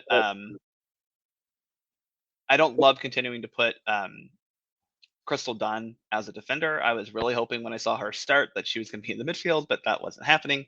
But I mean, look, these camps, and this is, I'm going to copy and paste this to next week as well. It's not about looking good all the time. It's about getting together and playing soccer with each other, right? So that's the biggest takeaway, right? You're going to New Zealand, the place where you're going to be playing the World Cup. You're seeing both Auckland and Wellington, where you're going to be playing all of your group matches. You played last night. You played in the stadium in which you'll play Netherlands, which is the key match in whatever group we're in. E, D, one of those. Insert group here, yeah. Yeah. So yeah, that's a positive, right? But just playing soccer together is really the positive, because I mean this team, and we've said it for how many windows now, is not full strength. So the fact that most of the girls are playing together is good. And I know that I think New Zealand was without 11 of their preferred individuals on the roster that was in this matchup. Burned on Lindsey Horan. Problem with Horan playing deeper is that she's not good defensively unless she's paired with a world-class six like Ertz or Henry. So against better teams, this will hurt you. See the Spain-England matches. Well, yeah, but she wasn't playing deep in those matches, though. Burn. That's my point. She was trying to be the tempo setter, attacking midfielder, and that's what I'm talking about. We can't have both her and Rose do that. If she just sits a little bit deeper, she's not putting in that much defensive work, because you're kind of sharing that with your defensive midfielder, but it allows her to be more involved with actual build-up instead of the attacking phase of play, and that's where I think it is. She's used best. So it's not a defensive thing, because look, also I don't think that we have anyone in our camp right now who's going to be able to defensively put in the same work that we need to beat England or Spain. But the problem there in those games also is we weren't able to connect back to front very well at all, and that's where she resolves that issue. To David's point, he likes your Rose tempo comment the best. Playing at Rose pace, we have more turnovers, but they're deep in the attack and can counter effectively. Yeah, well, I mean, I think, again, it comes down to the fact that you have Mal Pugh, Sophia Smith, Midge Purse, Trinity Rodman, Lynn Williams. Those are 5 players who don't play this game slowly. Yeah. They're out there to run and go to goal. And Alex Morgan is a player of similar ilk. That's kind of her goal, that's her game, as she goes direct to goal. So it's not direct and kicking it long, but it is a direct form of play. And I think that's something that, as a team, we need to take a little bit more advantage of, is we have players who like to go score goals. Let them go score. So yeah, the Rose tempo thing is just because she is also someone who's looking to turn and go upfield at a quick pace.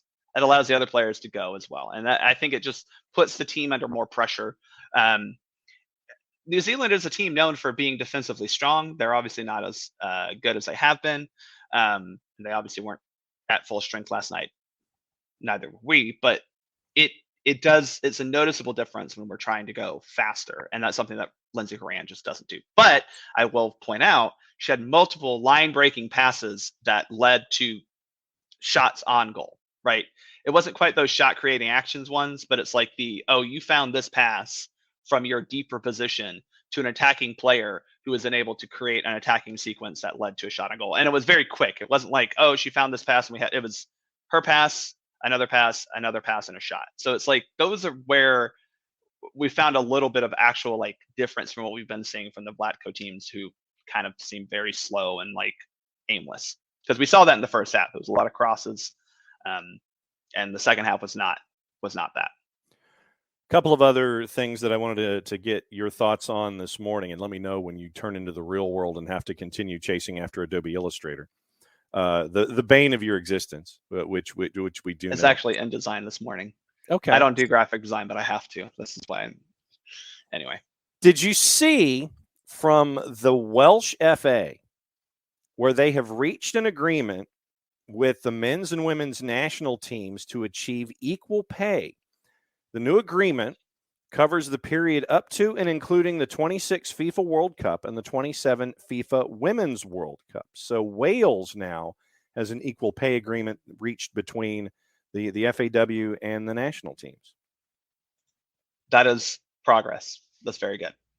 I think the general takeaway that people obviously want to like yell about with this argument is, look, these groups of players are both employed by the same employer, doing essentially the same job, right? They're both groups are players for the national team, so they need to have equitable pay scales, right?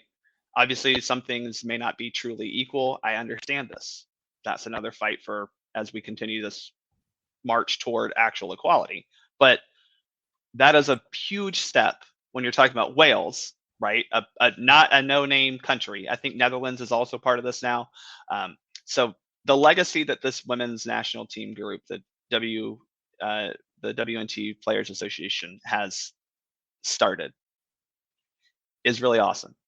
What needs to happen now is FIFA needs to do their part, because we need to make sure that the FIFA World Cup is definitely on more equitable pay scale, because the FA is doing it is fantastic, right? That's great. They're going to get them the same amount of money for just playing games, which is what we need. But it does go above just the FA level. It needs to be at the international level. These competitions need to have equitable pay scales anyway. Well, and at the same time, it's fantastic to see equitable pay scales, but I think that the second level stuff that we look at, travel, make sure that is equitable. Make sure that you're staying in the same kinds of hotels. Make sure that exactly there, exactly those kinds of those second level things. That, I mean, yeah, it's fantastic that this is a great first step, but the treatment of the athlete is, for me, that secondary point that you've really got to look at in these situations. Yeah, you can sit there and go, okay, shiny object, they're making the same amount of money, but are they treated the same as they train? Do they have the same amount of access to physios and to therapy, and making sure that they are the athlete that their national team wants them to be and the National Association wants them to be? That's where I would caution folks in these situations. Yeah, but I want to see if they're treated equitably or equally, whatever, treated the same when it comes to their day-to-day activities and as they are members of their Fed. I think that that's the key here too. So that is something that when I was learning about kind of the Title IX impact and the actual application of Title IX back in college as a sports studies minor, of one of the 3 minors I had, that word equal is tough, right? Because equal implies everything is the same, right? If you spend X amount of money on the men's program, you have to spend the same money on the women's. And that's not always realistic for a lot of reasons. The term that's used most is equitable, because, for example, this is straight up Dr. Joe Smith from Lenore-Ryan University taught me. A men's basketball shoe probably costs a little bit more than a women's basketball shoe. At this time, back in 2010, that was a fairly commonplace thing.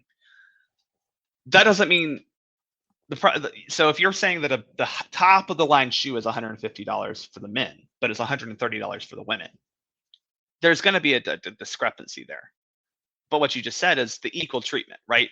Well, we're getting you the best shoe. We're getting you the best hotel. You're staying in the 5-star hotel. You know, you're here in the States.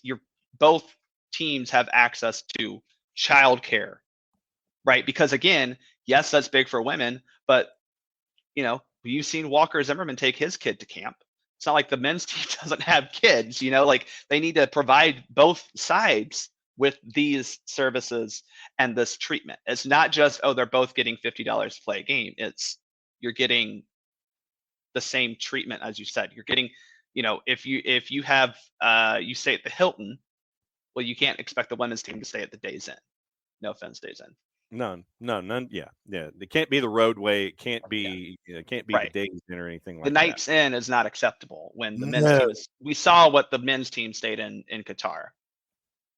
So yes, And then along those same lines, required/requested reading today.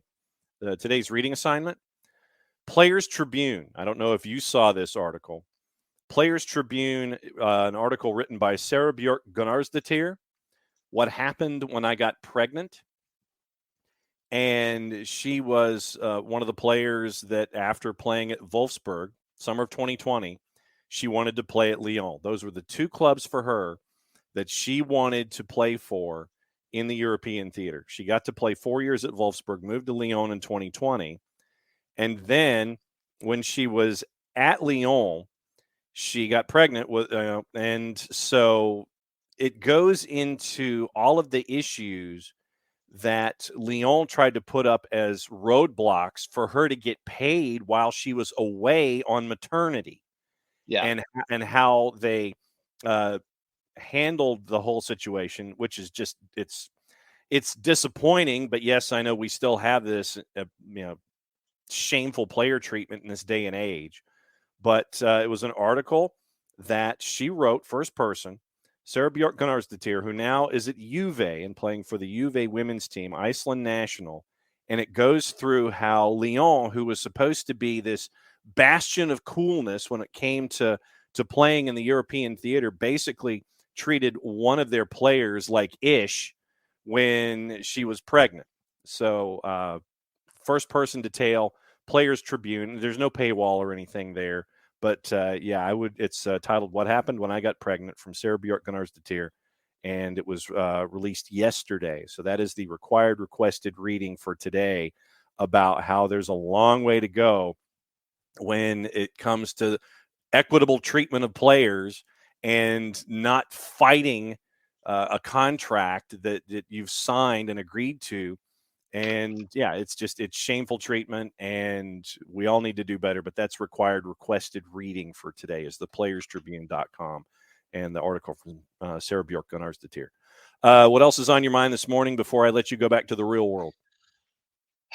Well, look, Jarrett and I have talked about this before. I'm going to reiterate it. Be nice to the Atlanta United Twitter admin today. Yes. They didn't make this decision. Nope. Channel your anger to the correct people, but that's not the Twitter admin. I promise you. Be nice to them. They're going to have a bad day as well. So just remember that. Yeah. Look, this is a chance for Atlanta United to rewrite itself and create a new future and not rely so much on the history. Because we tried to rely on history for a couple years now, and it hasn't gotten us anywhere. Again, we've missed the playoffs 2 of the last 3 years. We haven't had a home playoff game since 2019. You've got to figure out how to get back to that level, because you can't rest on, we won MLS Cup in 2018. Oh, well, maybe in 2019 we could have, Yeah, no, you shouldn't. Correct. We as fans and the club as a whole have kind of said, well, we did it then. We have a new president. We have a new, a coach who's relatively new. We're going to get new players. This is normal in sports, right? You have turnover. You can't keep everything the same. Mm-hmm. Today sucks because we're losing our greatest and favoriteest player. But that doesn't mean that the future can't be bright. It may not look it right now because we have signed 0 players other than Derek Etienne, who, by the way, needs a barber, apparently. Yes. Help the man out. Yeah. I know it's hard to look forward and be positive, and I'm not going to be positive necessarily, but just have hope that this move does bring about positives in the future. Yeah, just be understanding that this is a piece to a desired result. And unfortunately, it just happens to be attached to the number one player over the last 4 years for the organization. But once again, as we have said all morning long, these events happen. Unfortunately, today for Atlanta United fans, it was attached to Josef Martinez, who had a no trade clause. It was divulged by the league. He had a no trade clause, and so basically it was technically, under the eyes of Major League Soccer, it was a reassignment. Yes. So that is, and Emilio, that's what we're here for. I mean, days like today, if it just so happens that it evolves into group therapy, that's what it's here for. That way we get all of the discussion out and we start moving forward. But yeah, today was Josef had a no trade clause. He, as a property of Major League Soccer, was reassigned within Major League Soccer. He wanted to go to Miami because of the ties that are there. And so a deal was worked out. And so now he is a part of Inter Miami. You have the pictures with Chris Henderson in the golf shirt. Josef is in his practice jersey holding up the 17, signing a contract. And so it is officially official. So it's been a very, very busy news day. Bart, as always, you've got golden ticket status. You know when you can crash. And make sure that all of the real world stuff is taken care of, obviously. But yeah, just seriously, as you well know, and the thing is, what we've got to figure out come the regular season is when you're going to visit regularly, so we can have your thoughts. Yeah. Outside of Soccer for US, what's the latest with Soccer for US past EP52?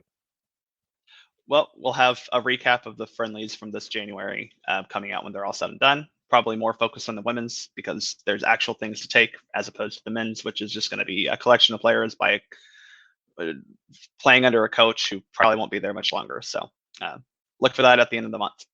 Yep. And so there's going to be a lot of that discussion as well. So Bart, go back to your day. Thanks for hanging out with us, especially in a breaking news situation. Soccer for US, at Soccer for US, that's the POD involving Bart at Bartimus Prime 19 as he waves us away and sips from his Arsenal mug as they are 8 points clear at the top of the table. See, we didn't even get into the Premier League discussions with Bart. So that's where we are. It's been obviously a very, very busy morning. And once again, in Coco, we saw that with Jake Mulroney yesterday to St. Patrick's Athletic of the Irish Premier League.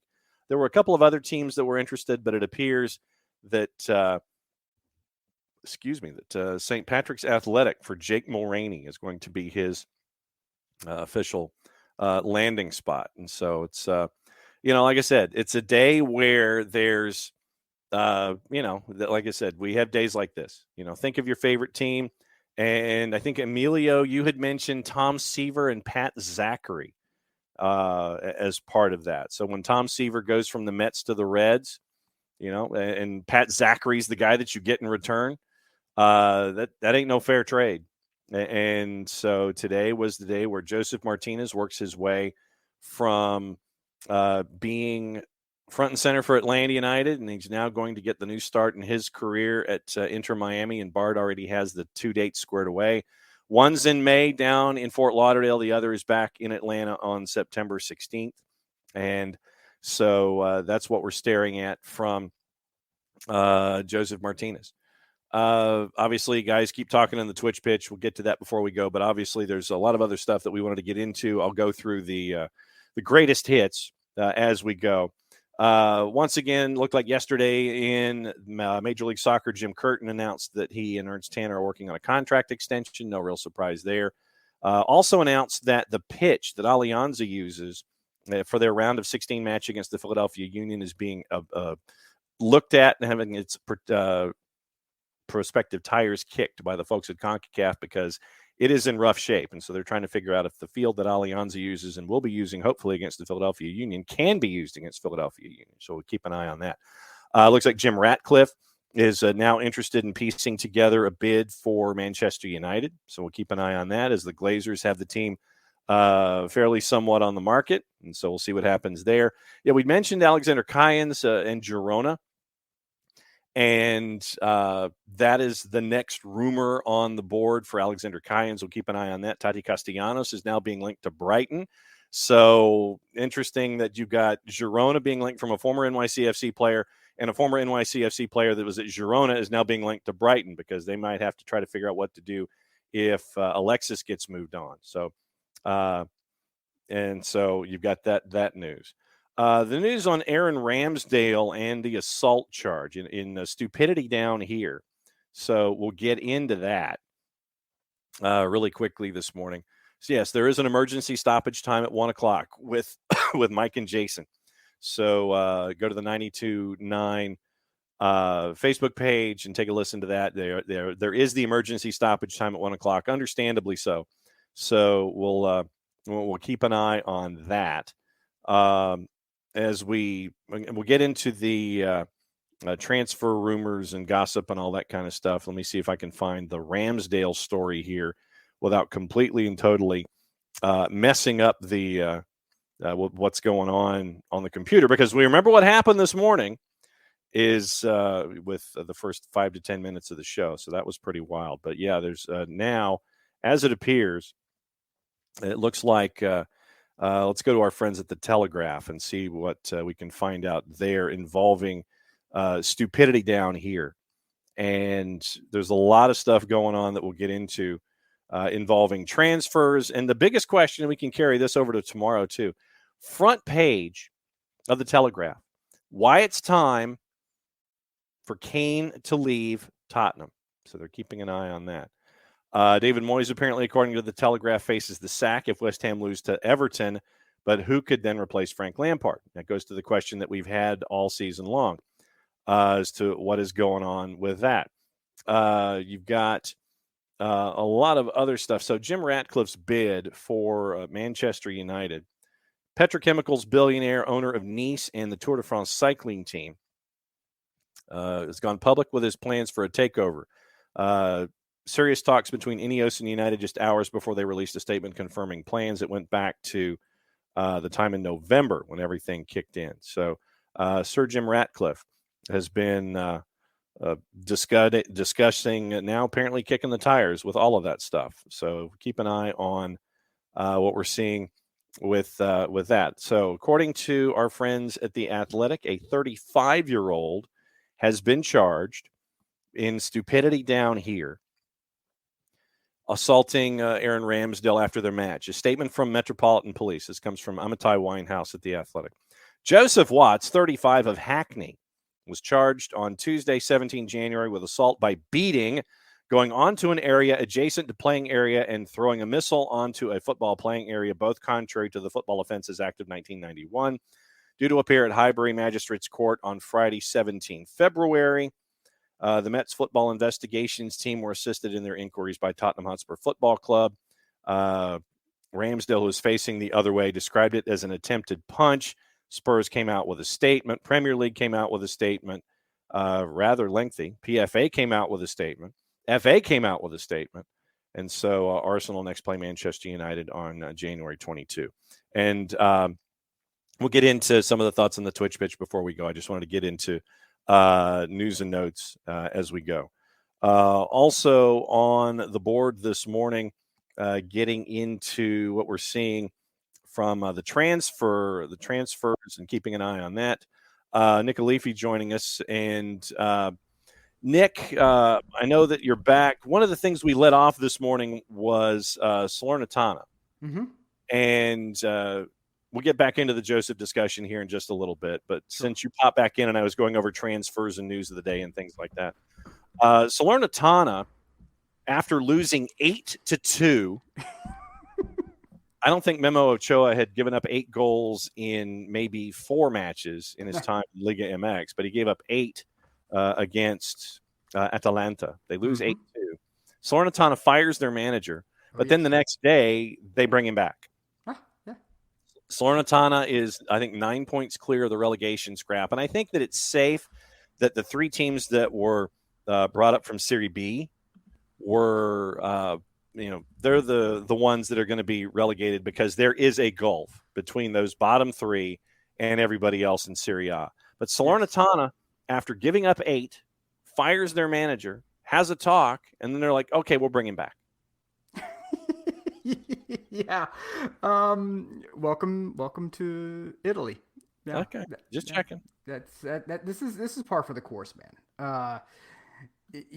I go back to Palermo and how many times their team president fired managers, brought him back, would hire someone else, fire that guy, bring the original person back, and then 3 years later would bring back the person who was fired the second time.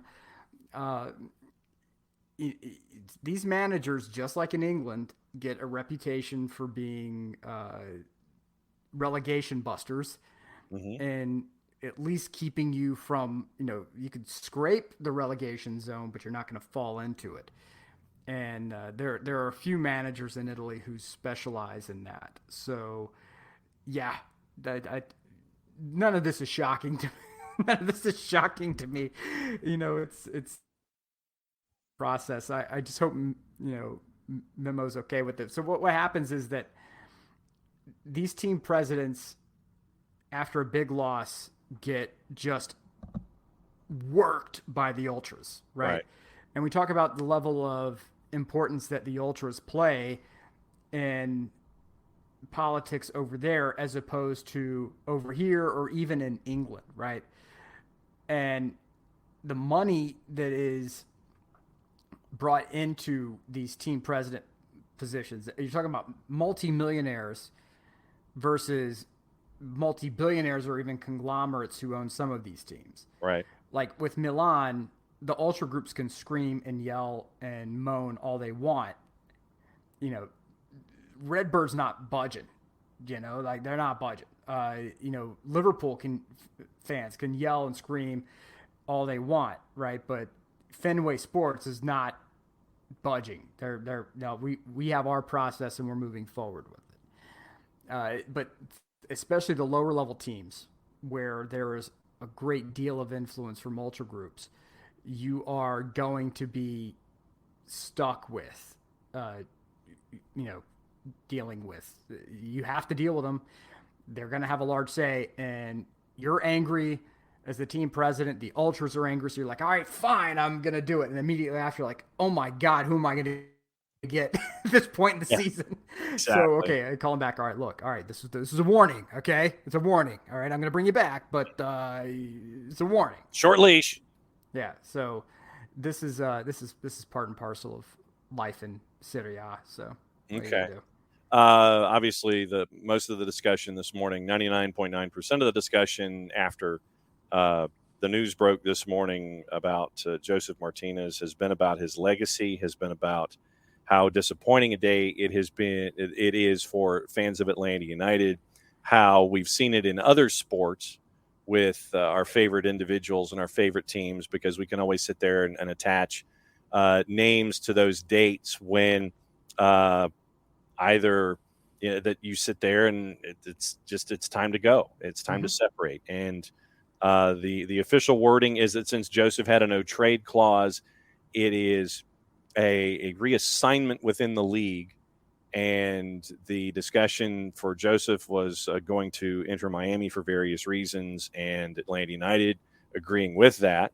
It's like, okay, we'll do you a solid, and we'll try to figure out a way to go to Inter Miami when Chris Henderson and Garth Lagerwey worked in the same front office back in Seattle. You've got a dance partner that you're comfortable with, you're familiar with, and you're just trying to work all of this dynamic through. And right now, it's like I said, what I have said, and I know that there have been folks in the Twitch pitch this morning who really don't have a whole lot of trust in the front office currently, and obviously the run of form over the last handful of years, I'm sure, has a lot to do with that. Mm-hmm. But right now, it's a chance with Alan Franco gone, with Emerson Heineman gone, with Josef now gone to Inter Miami.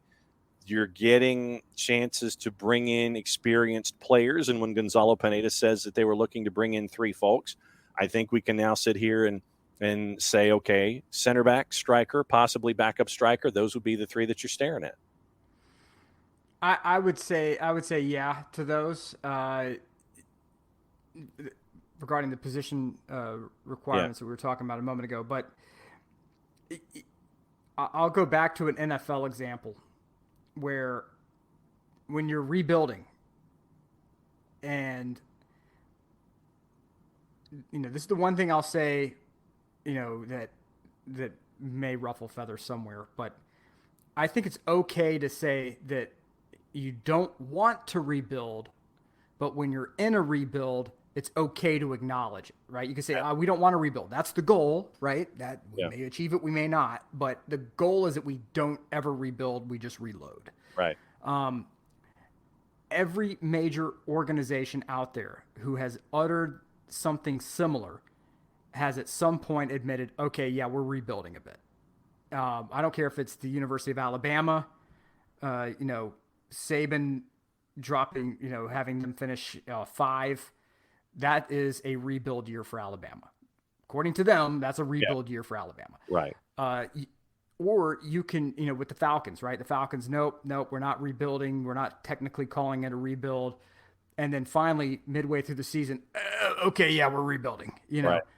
But look at what the position the Falcons are in now, where if they release Mariota, I believe they have about $85 million in cap space. Right.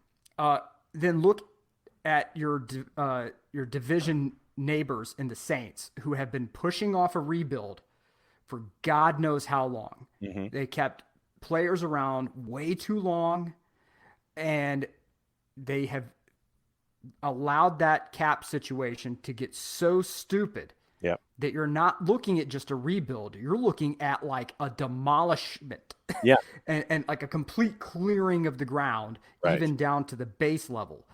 And yes, David, the cap, with the salary cap, you must rip off a Band-Aid and be uncomfortable. You must.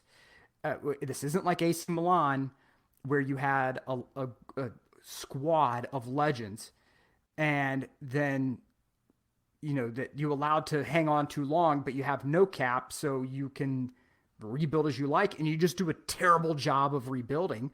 That it's not like that. With a cap, you will take punishment. You will. It's a matter of when. If you take it on the front end, you're in a much better situation long term than if you do like a little bit of pain here, a little pain here, a little bit, and then eventually you put yourself in a terrible situation. So there was no way you were going to be able to functionally rebuild without this move, in my opinion, happening, or Josef coming to the table with his agent, which is not going to happen, and say, okay, I'm taking less money to stay here. And that was another point that was I know that folks were discussing, where, well, why wouldn't Josef take the hit and go down to being an AM player? And we looked at the salary number. His compensation is 4.1 plus. Mm-hmm. For him to go AM, it would be basically blowing out 75% of that and accepting that as the next level of your compensation. Mm-hmm. And for players who have a certain expectation level of themselves, and for all of those kinds of that star power, it would take a very rare individual to sit there and it's like, yeah, okay, I get it. For the betterment of the club, I'll take that 75% hit to get me to an AM status to bring in a DP. That would be a very rare instance, in my opinion. Yeah, and for all of us out there, your job comes to you and says, "Look, we are making cuts across the board. We need you to, cut your salary even by 30%. Let's just say even 30%."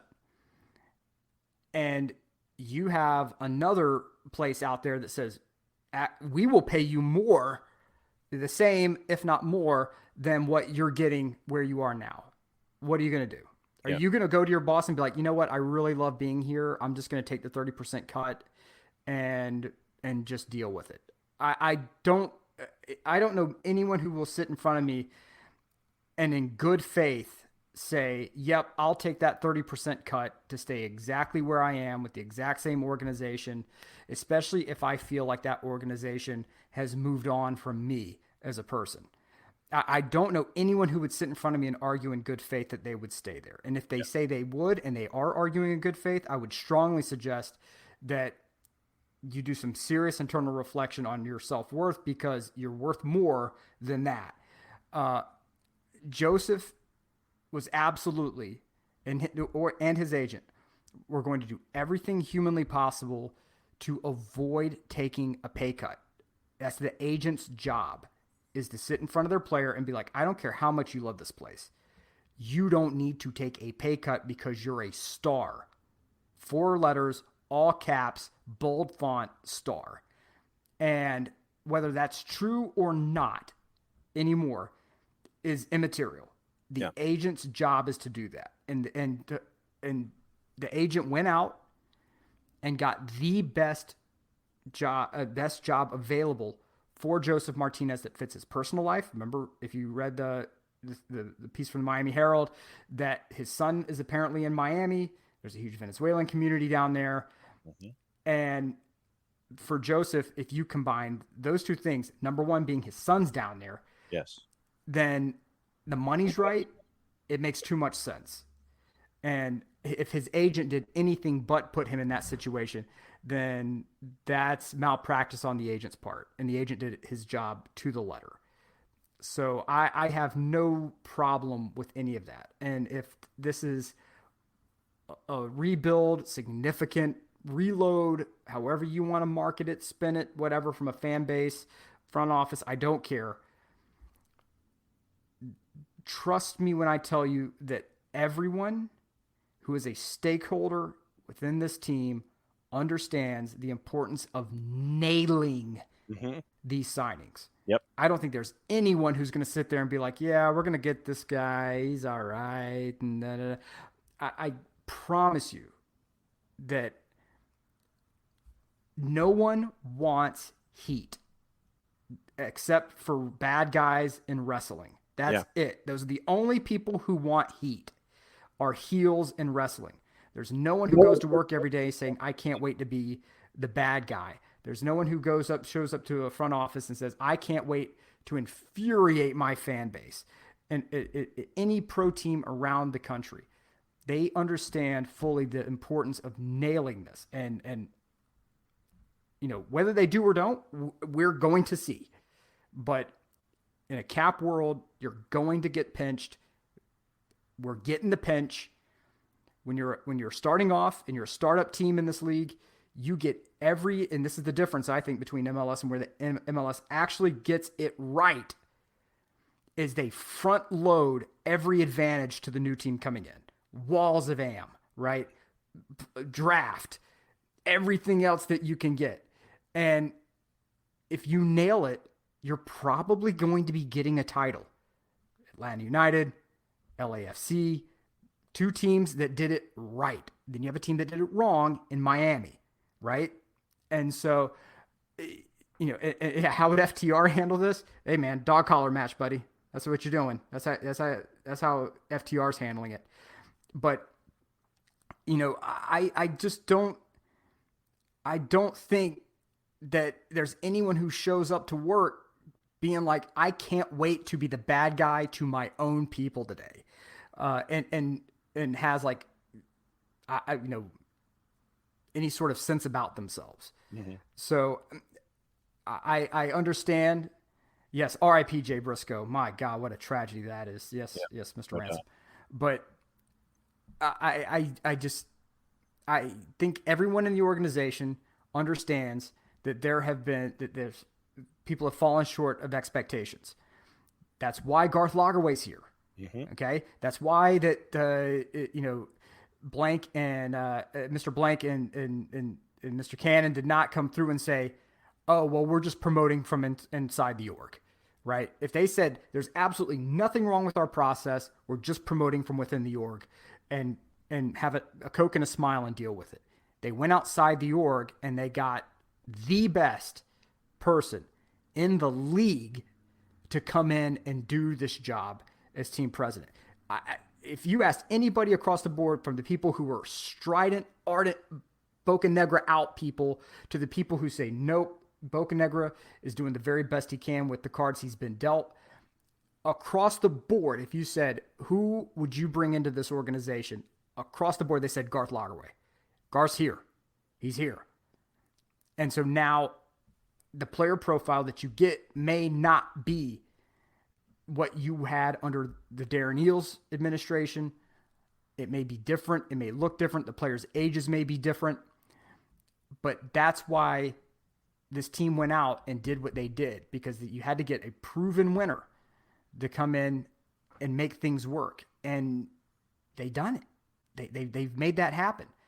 But there's going to be pain involved. And that's where we are right now. So, and again, I don't talk as much Atlanta United on the main timeline anymore on Twitter, but I do a lot of observing, and a lot of the observing was, when Darren left to Newcastle, was go get Garth, get Garth, and then whether they had Boca out on their tweets or whether they just had ATL UTD across the board, you got the guy in there. But Garth is a process man. He is all about process, and if you know anything about process people, immediacy is not the first thing out of their mouth. It is observe and then acknowledge and then act. So I don't know where in that process we are, but it's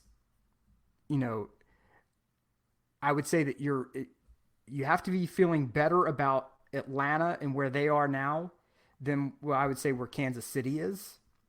I would say you have to be feeling better about that Atlanta than LAFC's coming off a title, but Bale, who said I'm here for long term, nope, he's gone. So there's stuff that can be picked at from every different team, but from a leadership perspective down. Oh yeah, well, hey, look, Chicago's bank account's feeling really good right now. Mm-hmm. John Duran and Gaga Slonina, 2 of the top 10. I'm just saying, their bank account is feeling fantastic today. If you're a fan from a competitive standpoint, you're probably like, oh God, that sucks. Because you're not winning with cash in the bank. You're winning with the product on the field. But it is what you do with that cash, yes. Duran and Slonina, and how you build from there. Or does Joe Mansueto just kind of sit there and it's like, ooh, I like that. But if from a leadership perspective, I feel better rolling with Garth Lagerwey than I would just about any other executive in this league, because he knows how to navigate the cap. He knows how to define players who are extraordinarily competitive. He knows how to navigate CONCACAF Champions League. He knows how to navigate the inbound transfer market. He has people at Atlanta United who already know how to handle the outbound transfer market. 2 very different animals. So, I guess just hang the sunshine over my head and call me thrilled. But it sucks to lose Josef. Anytime I've interacted with him, we did a commercial shoot for, at the time it was still SunTrust, but now it's Truist Bank. Josef could not have been friendlier to the entire crew, whether they were in catering or whether they were, the director. It didn't matter. Josef was kind to everyone.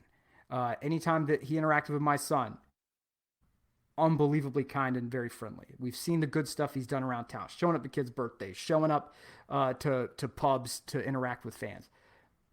Atlanta United organically is going to have to find they're going to have to find the new face for the franchise.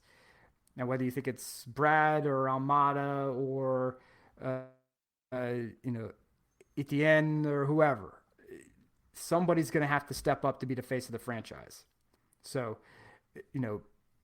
there is more than just the on-field classic Josef production that you're going to be missing. You're going to be missing the gravity of his personality as well. But one thing about gravity is there's what's called the gravity of success, which is where something goes right for you and you keep repeating that same process with no process improvements, thinking that you're going to be consistently winning. But the gravity of success also means that if you're not updating yourself, improving your process, improving your roster, improving your situation, that eventually you're going to stagnate.